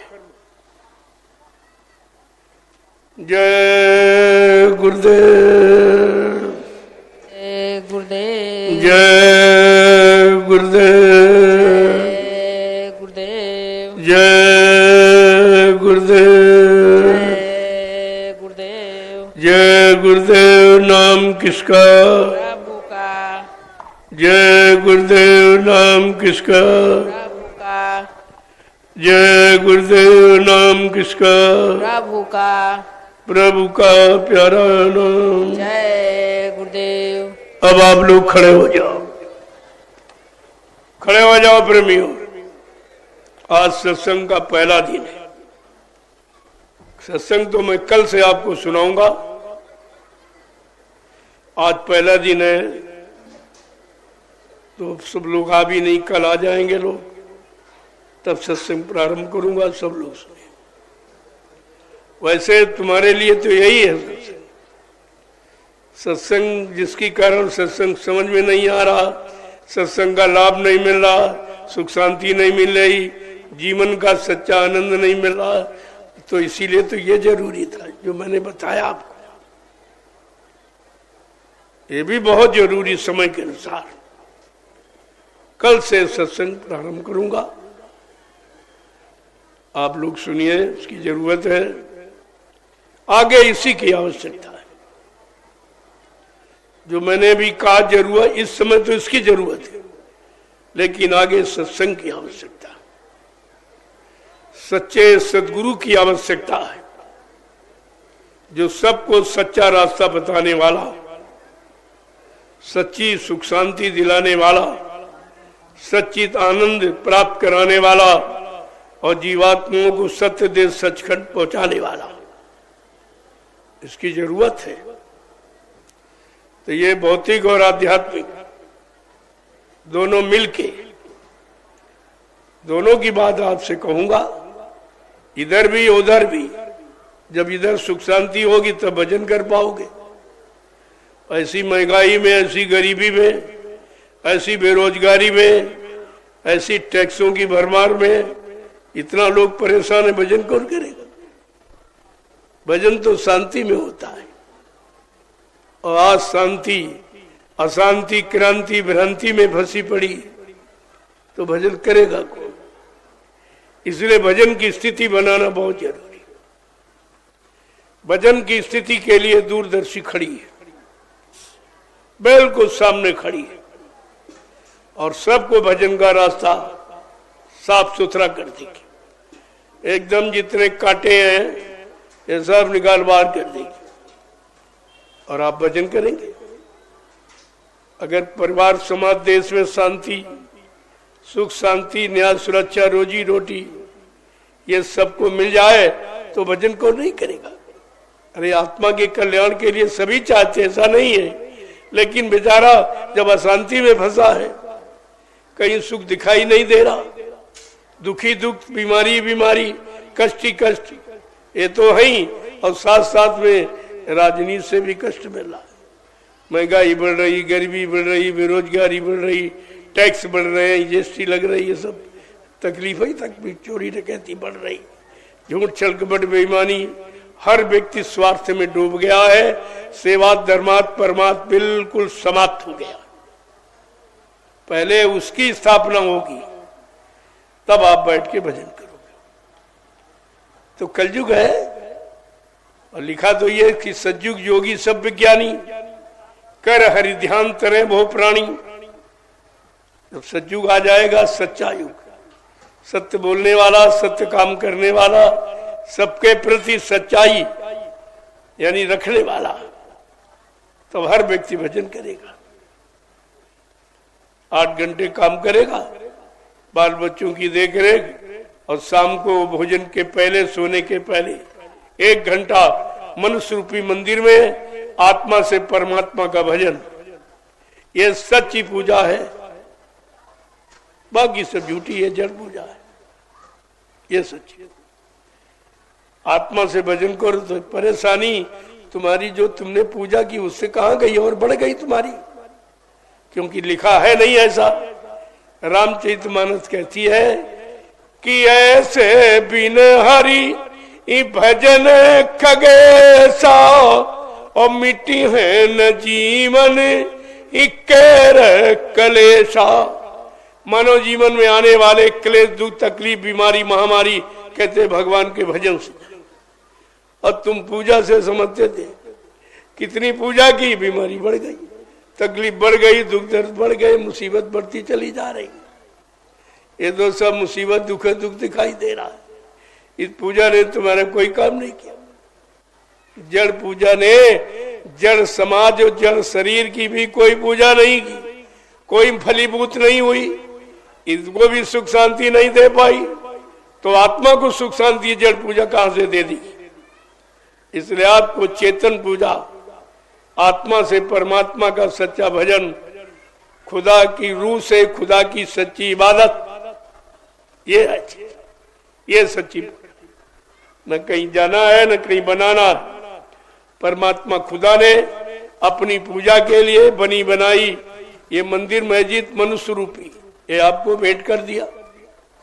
और इसी में मूर्ति अपनी बैठाल दी, मूर्ति भी नहीं खरीदनी आपको। ये जीवात्मा और रूह ये खुदा की सच्ची मूर्ति है, बैठाल दी आपके अंदर। बस सुबह शाम आपको उसकी आवाज लगानी, उस नाम की कमाई करनी है। ये सच्ची पूजा। भगवान खुदा पाने में 1 पैसा का भी खर्च नहीं, 1 रुपए की जरूरत नहीं खर्च करनी, कुछ नहीं। और पूजा में तो बहुत खर्चा किया, मिला कुछ नहीं। खर्चा भी किया आपने, परेशान भी हो। अगर भजन करो तो सारी परेशानी चली जाए और एक पैसा नहीं खर्च करना। भगवान पाने में, खुदा पाने में कोई खर्चा नहीं। क्यों? तुमको आत्मा रूप में परमात्मा मिला हुआ पहले से, तुम्हारे अंदर ही है। ये जो आत्मा है ये परमात्मा का अंश है। अंश रूप में परमात्मा सबको मिला है। बात तो इसलिए है, इसलिए महात्माओं ने आपको वो पूजा बताई जिसमें 1 रुपया खर्च नहीं, कुछ नहीं। केवल इसको साफ रखो, गंदा न करो। ये मनुष्य रूपी मंदिर सच्चा मंदिर है, इसमें खुदा की रूह है और परमात्मा की आत्मा बैठी है। इसको पाक साफ रखो और सुबह शाम इसी की विधि से याद करो। आत्मा से परमात्मा का भजन होता है, शरीर से नहीं, इंद्रियों से नहीं, सामान से नहीं, रुपए पैसे से नहीं, आत्मा से परमात्मा का। कुछ नहीं खर्चा है। ए भगवान मिलने में 1 पैसे के खर्च नहीं। और तुमने करोड़ों रुपए खर्च कर दिए, सीताराम आज तक नहीं मिले। बड़ा हल्ला मचाया, अयोध्या में सीताराम मिले किसी को? कितना झूठा प्रचार लोग करते हैं। खुद फंसे और फंसे, अपना स्वार्थ सिद्ध करने के लिए पता नहीं झूठ पर झूठ, झूठ पर झूठ, झूठ पर झूठ बोलते चले जा रहे हैं। इनको ये भी नहीं समझ आ रही कि करोड़ों जन्म लग जाएंगे तुम्हें पार होने में। तुमने इतना झूठ बोला है, वो झूठ का परिणाम भोगने के लिए अभी आपको कितने जन्म लेने पड़ेंगे, और तब भी ये झूठ का कर्जा अदा नहीं होगा। एक झूठ नहीं, हजारों झूठे रोज। एक झूठ छिपाने के लिए हजारों झूठ बोली जा रही, ये सब झूठा। अरे धर्मशास्त्रों को भी नहीं माने। धर्मशास्त्र कहता ना हम बसामी वैकुंठे योगिना हृदय नचा मम भक्त्वा यत्र गांति तत्र तिष्ठामि नारदा। काहे नारद, मैं यहाँ कहीं नहीं रहता जहां तुम उनको ढूंढते हो। न कागज में, न पानी में, न पत्थर में, न तीरथ में, न मूरत में। मैं तो तुम्हारे सब के अंदर आत्मा रूप में मौजूद हूं। आत्मा रूप, ये बात आपको कोई नहीं बताता कि इनमें कोई महात्मा तो है नहीं। महात्मा माने दाढ़ी बाल लाल पीला कपड़ा पहले तो महात्मा हो जाएगा, वो महात्मा योगी हो जाएगा। योगी का मतलब योग माने जोड़। जिसने अपनी जीवात्मा जो अलग है परमात्मा से मिला लिया, वो सच्चा योगी, वो सच्चा योगी। योगी भाई, बाकी सब होगी। ये भोगी लिखने लगे अपने योगी तो योगी हो जाएंगे क्या? ऐसा कुछ नहीं। आत्मा को परमात्मा चाहिए। आत्मा को कोई सामान, कोई राजपाट, कोई धन दौलत, मान सम्मान थोड़ी चाहिए उसको। आत्मा को परमात्मा, क्योंकि आत्मा परमात्मा की है, तो आत्मा को परमात्मा चाहिए। उसको या कुछ नहीं चाहिए। न मकान चाहिए, न दुकान चाहिए, न रुपया, न पैसा, न सोना, न चांदी, न पति, न पत्नी, न बाल, न बच्चे, न आद, न पद, कुछ नहीं चाहिए उसको। कितनी छोटी बात है, उसको अभी तक नहीं समझ पाए, क्योंकि ये समझदारी पर पर्दा डालते हैं, उस पर पर्दा डालते, समझने न समझते न समझने देते। ये दोनों तरफ का अपराध है कि एक अच्छी सच्ची बात न बताना और न किसी की मान न सुनना। ये तो दोनों तरफ अपराधी। जय गुरुदेव, जय गुरुदेव, जय गुरुदेव। जय गुरुदेव। नाम किसका? प्रभु का। जय गुरुदेव। नाम किसका? प्रभु का। जोर से बोलो। जय गुरुदेव। सब मिल बोलो। जय गुरुदेव। बोलना होगा। जय गुरुदेव। अभी से बोलो। जय गुरुदेव। दुख दर्द हरेंगे, जय गुरुदेव। सब कष्ट मिटेंगे, जय गुरुदेव। सुख शांति भी देंगे, जय गुरुदेव। सबके दाता, जय गुरुदेव। सबके मालिक, जय गुरुदेव। प्रेम से बोले जय गुरुदेव। ये नाम नहीं इंसान का, ये नाम है प्रभु का। ये काम नहीं इंसान का, ये काम है प्रभु का। प्रेमियों, जय गुरुदेव नाम प्रभु का, जय गुरुदेव नाम घाट का, जय गुरुदेव नाम खुदा का। ये समझना है, समय का नाम है। नाम कोई झूठा गलत नहीं होता, लेकिन अपने समय का नाम अपने समय का काम करता है। अगर अन्य नामों से काम हो जाता तो जय गुरुदेव नाम जगाने की क्या जरूरत है। जो नाम जगाया जाता, सिद्ध किया जाता, उसी से काम होता। जैसे आप बाजार से मंत्रों की किताब खरीद के ले आओ और सारे मंत्र तुम रट डालो, लेकिन काम किसी मंत्र से नहीं करा सकते। काम उसी से कराओगे जिस मंत्र को तुमने सिद्ध कर लिया। सिद्ध करने का मतलब मंत्र तुम्हारे में, तुम मंत्र के अनुसार बन गए, तुम्हारी करनी मंत्र के अनुसार हो गई, वो मंत्र तुम्हारा काम करेगा। इसीलिए अब किसी नाम से काम नहीं होगा। काम जय गुरुदेव प्रभु नाम से, प्रभु से प्रभु, ये सबका मालिक, सबका सत्ताधारी वही है। प्रभु से काम होगा। तो प्रभु नाम कोई न कोई नाम तो रख ही लिया जाता कि भाई, जैसे सतयुग में भगवान का हरि नाम था, त्रेता में राम नाम था, द्वापर में कृष्ण नाम था, इसी तरह कलयुग में जय गुरुदेव नाम रख दिया। ये प्रभु का नाम है। यही तो आपको ध्यान में रखना चाहिए। यहां किसी की निंदा, आलोचना, बुराई नहीं सिखाई जाती, लेकिन हकीकत को कहने में कसर नहीं रखी जाती, ताकि कोई भ्रमित न हो जाए। इसलिए हकीकत को कहना, सत्य को कहना बहुत जरूरी। सबके इस समय का नाम है और नाम ही काम करता है। अब तुम जिस नाम से सिद्ध कर लो, बात एक अलग की। तुमने अपनी तरफ से कोई नाम, जबकि संत महापुरुष सबकी पूजा कराते, सबका इतिहास बनाते। आगे समय आ रहा, उसके लिए भी इशारा किया कि गांधी, सुभाष के नाम रहेंगे, इन्हें कोई मेट नहीं सकता, लेकिन काम प्रभु नाम से होगा। जो समय का काम है कलयुग का, वो प्रभु नाम से। ये सब इनका भी काम होगा। इनके अधूरे सपने, उनको भी ये नाम पूरा करेगा, लेकिन आधार गुरु आधार होगा। उसी गुरु की जय जयकार है। जो जीवात्मा का कल्याण कर दे, विश्व की व्यवस्था को ठीक कर दे, वो गुरु है। गु माने अंधकार, रू माने प्रकाश, जो सारी सृष्टि को अंधकार से प्रकाश में ला खड़ा कर दे, उसी को तो गुरु कहेंगे। गुरु कोई जात पाती, गुरु को लाल पीला कपड़ा पहन ले, दाढ़ी बाहर रख ले, का गुरु हो जाएगा।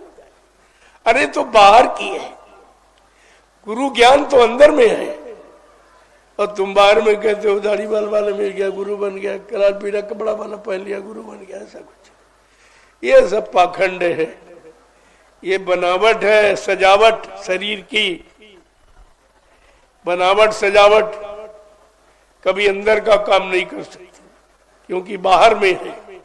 बाहर वाला बाहर में करे, अंदर वाला अंदर में करे। अंदर वाला अगर मिल जाए तो बाहर अंदर दोनों का कर देगा, वो तो दोनों का कर देगा। अंदर में दिखा देगा, बाहर में सिद्ध कर देगा। दोनों काम आपके हो जाए। अब आप लोग लाइन से खड़े हो जाओ, जोर से बोलो, सब मिल बोलो, जय गुरुदेव। बोलना होगा, जय गुरुदेव। अभी से बोलो, जय गुरुदेव। दुख दर्द हरेंगे, जय गुरुदेव। सब कष्ट मिटेंगे, जय गुरुदेव। सुख शांति भी देंगे, जय गुरुदेव। सबके दाता, जय गुरुदेव। सबके मालिक, जय गुरुदेव। प्रेम से बोलो, जय गुरुदेव। ये नाम नहीं इंसान का, ये नाम है प्रभु का। ये इंसान का नाम नहीं है। इसीलिए इसको जात पात में मत जोड़ना। चाहे हिंदू हो चाहे मुसलमान सिख ईसाई कोई हो, किसी कौम कौमियत का छोटा बड़ा, ये सबका काम करेगा, उसको कहेंगे समय का नाम, वो काम करेगा। अब सीताराम तो हिंदू जबरा मुसलमान नहीं ले रहा इसको, राधा कृष्ण भी मुसलमान नहीं ले रहा, सिख ईसाई नहीं ले रहे, कोई नहीं, सब नहीं ले रहे। जिसको सब ले, और सब जब ही लेंगे जब सबका काम हो जाएगा। इसलिए ये नाम सबका काम करेगा। इसमें कोई जात पात का फिरका नहीं, छोटे बड़े गरीब अमीर हिंदू मुसलमान का, सबका काम करेगा। इसलिए ये नाम सारी सृष्टि के काम को करने वाला है। ऐसा नाम प्रभु का है। प्रभु सर्वो सर्वा, प्रभु सबका मालिक, सबका सृजनहार और सबका काम करने वाला, प्रभु से कहते। ये कलयुग में प्रभु नाम क्यों आया, इस पर कोई नहीं विचार कर रहा। और प्रभु नाम कभी नहीं आया, न सज्जू न तेता न द्वापर, कलयुग में क्यों आया? कलयुग में इसी से काम होगा। नाम समय का काम करता है, अब काम करेगा तभी नाम होगा, और तभी सब लोग उसका नाम लेंगे। हिंदू मुसलमान सब जात पात समाप्त हो जाएगी आगे, और सब एक प्लेटफार्म पर खड़े हो जाएंगे और इस प्रभु के नाम को सब लेंगे, और सबको इसके प्रति श्रद्धा और प्रेम और विश्वास होगा, क्योंकि सबको समान रूप से सुख शांति मिल जाएगी। जय गुरुदेव। अब आप लोग लाइन से खड़े हो जाओ। आज आप आए हो, सबकी इच्छा है, मेरी भी इच्छा आपसे मिलने की है। मैं भी आपका दर्शन करूंगा, आपको प्रणाम करूंगा, और ये नैमिषारण की पावन पवित्र भूमि से ये औषधि, ये महाप्रसाद लेके आया हूं, इसको जरूर ले लीजिए। ये हिंदुस्तान में कोई नहीं दे सकता आपको। प्रसाद बनाना किसी की बस की बात नहीं है, और प्रसाद जो तुम्हारा सब तरह से काम करे वो प्रसाद है, और ये काम किसी के बस का नहीं। हिंदुस्तान में कोई नहीं बना सकता, और इस तरह से किसी ने बांटा नहीं है। तुम कहीं चले जाओ, हिंदुस्तान में ये काम कोई नहीं कर रहा। घर घर दरवाजे दरवाजे, गली गली पुकार गुहार लगाकर मैंने प्रसाद बांटा है। 10 वर्षों से लगातार ये प्रसाद बांटा। ये काम कोई करके दिखा दे? प्रसाद बनाना ये सब के बस की बात नहीं है। अगर ये बना लेते तो ये क्यों कहते दुकान से प्रसाद खरीद के ले आओ? प्रसाद न बेचा जाता न खरीदा जाता, प्रसाद बनाया जाता है और मुफ्त में लुटाया जाता है। ये प्रसाद की महिमा है। तो इसलिए आप देखिए, कोई नहीं कर रहा है काम। और मेरा सर्वप्रथम आता हूं जहां, तो पहला परिचय प्रसाद वितरण। कल आपने देखा कितने कुंटल प्रसाद बट गए। ये काम कोई प्रधानमंत्री मुख्यमंत्री भी नहीं कर सकता। ये काम किसी के बस का नहीं है कि प्रसाद से तुम्हारी बीमारी परेशानी दूर कर दे। यहाँ रुपए पैसे धन दौलत, डॉक्टर वैद्य हकीम दवा लगाकर आप नहीं बीमारियों से मुक्ति पा पाए हो। ये प्रसाद सब काम करेगा अगर आप शाकाहारी बन जाइए। आप एक ही परहेज है कि शाकाहारी बन जाए। तो देख लीजिए प्रसाद की महिमा। और मैंने पूरे हिंदुस्तान में बांटा। ये काम कोई कर ही नहीं सकता। अब मेरी नकल भी लोग नहीं कर सकते। मैंने इतने प्लेटफार्म बना दिए हैं लाभ लेने के कि मतलब यानी कोई नकल भी नहीं कर सकता। पहला है ये शोभा यात्रा का प्रसाद वितरण, ये कोई नहीं कर सकता। अरे भाई 10 कुंटल प्रसाद कल बट गया, छोटी मोटी बात है। और इसके बाद ये झंडा, सबके पास झंडा है, लेकिन झंडा गाड़ कर ये काम कोई नहीं करा सकता कि बीमारी तुम्हारी दूर करा दे, परेशानी दूर करा दे, भूत प्रेतों से नजात दिला दे। ये झंडा गाड़ा हुआ, ये भी कोई बराबरी नहीं कर सकता। और ये आध्यात्मिक सत्संग चर्चा है, ये भी नहीं। सबको डर है कि सच्चाई मत कहना, सच्चाई मत कहना। और सब बातें करेंगी, चंदा दो, सेवा दो, ये दो, वो दो, दक्षिणा दो, लेकिन मैं तो ये भी नहीं कर, मेरे यहाँ कुछ नहीं, कोई दान दक्षिणा, कोई एवा सेवा, कुछ। जो प्रेमी स्वेच्छा से दे रहे हैं, कहते हैं, हम कहते भाई हमें तो जरूरत नहीं, आप क्यों देते हो? कल हम कहीं जा नहीं सकते, हमारे पास समय नहीं है, अगर हमारा कुछ धन लग जाएगा तो कुछ तो लाभ हमें मिल ही जाएगा समय का। हमने कहा मिल सकता आपका, कल तो आप सही जगह लगा दीजिए। अब ये देखिए जबरदस्ती, बिन मांगे मोती मिले, मांगे मिले न भीख। ये भीख भिखारी काम मैं नहीं करता, न पहले कभी मांगा, न आज, न आगे कभी मांगूंगा। मेरा काम बिल्कुल अलग है एकदम।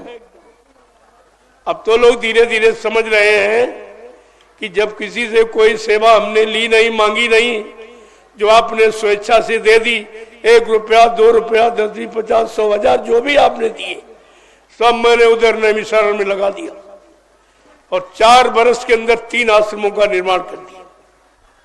3 आश्रमों का ये काम कोई नहीं कर सकता। लंबी लंबी सेवाएं आपने दी और भी दे रहे हो, लेकिन कहीं 1 इंच भूमि तुम्हारे लिए नहीं है। वो सब अपने ऐसो आराम में, दारू मुर्गा मीट में सब खत्म हो गई। गुरु की सच्चाई छिपाने में, रिश्वत में, कोर्ट कचहरी में खर्च की जा रही तुम्हारी सारी सेवाओं का दुरुपयोग है। और हमने किसी से मांगा नहीं, और 1, 2, 10, 20, 50 जो आपने दिए स्वेच्छा से, मैंने नैमिषारण्य में 3 आश्रमों का निर्माण कर दिया और 500 बीघे जमीन खरीदी। लेकिन मेरे नाम 1 इंच जमीन नहीं है, न मेरे नाम कोई आश्रम है। मैं ये काम नहीं करता हूं। आपकी चीज है, आपका धन है, आपके काम में लगा हुआ है। मैं अपने काम में नहीं खर्च करता, ये मेरा काम नहीं। इसको देखकर बड़ा आश्चर्य लोगों में हो रहा कि 4 साल में 3 आश्रम और सेवा मांगी नहीं गई, और फिर भी 3 आश्रमों का निर्माण हो गया। और मथुरा से हमने 1 पैसा लिया नहीं, मथुरा की कोई चीज हमने नहीं ली, सब वही छूट गई, मैंने कुछ नहीं लिया। ये सब नई व्यवस्था प्रेमियों की देखिए।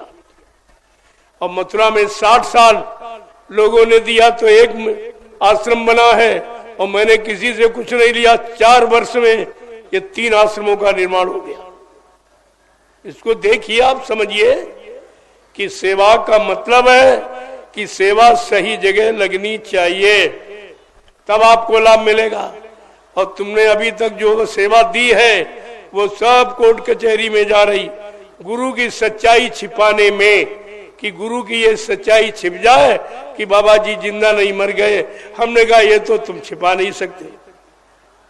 मैंने शुरू से ही यही एक चीज खड़ी की है, आप उसे छिपा नहीं सकते हो। ये मैं दावे के साथ कहता हूं, सच्चाई छुपने वाली नहीं है, वो सब तुम्हारे सामने आके खड़ी हो जाएगी। क्योंकि जो जो कहा गया, किसी काम की अभी शुरुआत नहीं हुई और तुमने उस महापुरुष के जाने की शुरुआत कर दी। मैंने आधार यही कहा, गुरु उसी शरीर में जीवित है, ये आधार हमारा है। जो कहते गुरु चले गए, ये दुर्भाग्य तुम्हारा है। जय गुरुदेव। मेरा ये नारा है, मैंने आवाज उठाई है। हिंदुस्तान में किसी ने नहीं ये कहा, लेकिन मैं कह रहा हूं और सिद्ध करके दिखा दूंगा आपको। आप चिंता क्यों करते हो? थोड़ा इंतजार करिए, सब तुम्हारे सामने लाके खड़ा कर दूंगा। जय गुरुदेव। अब आप लाइन से खड़े हो जाओ, मैं आपका दर्शन कर लूं। ये महाप्रसाद जरूर ले लीजिए। ये दरबार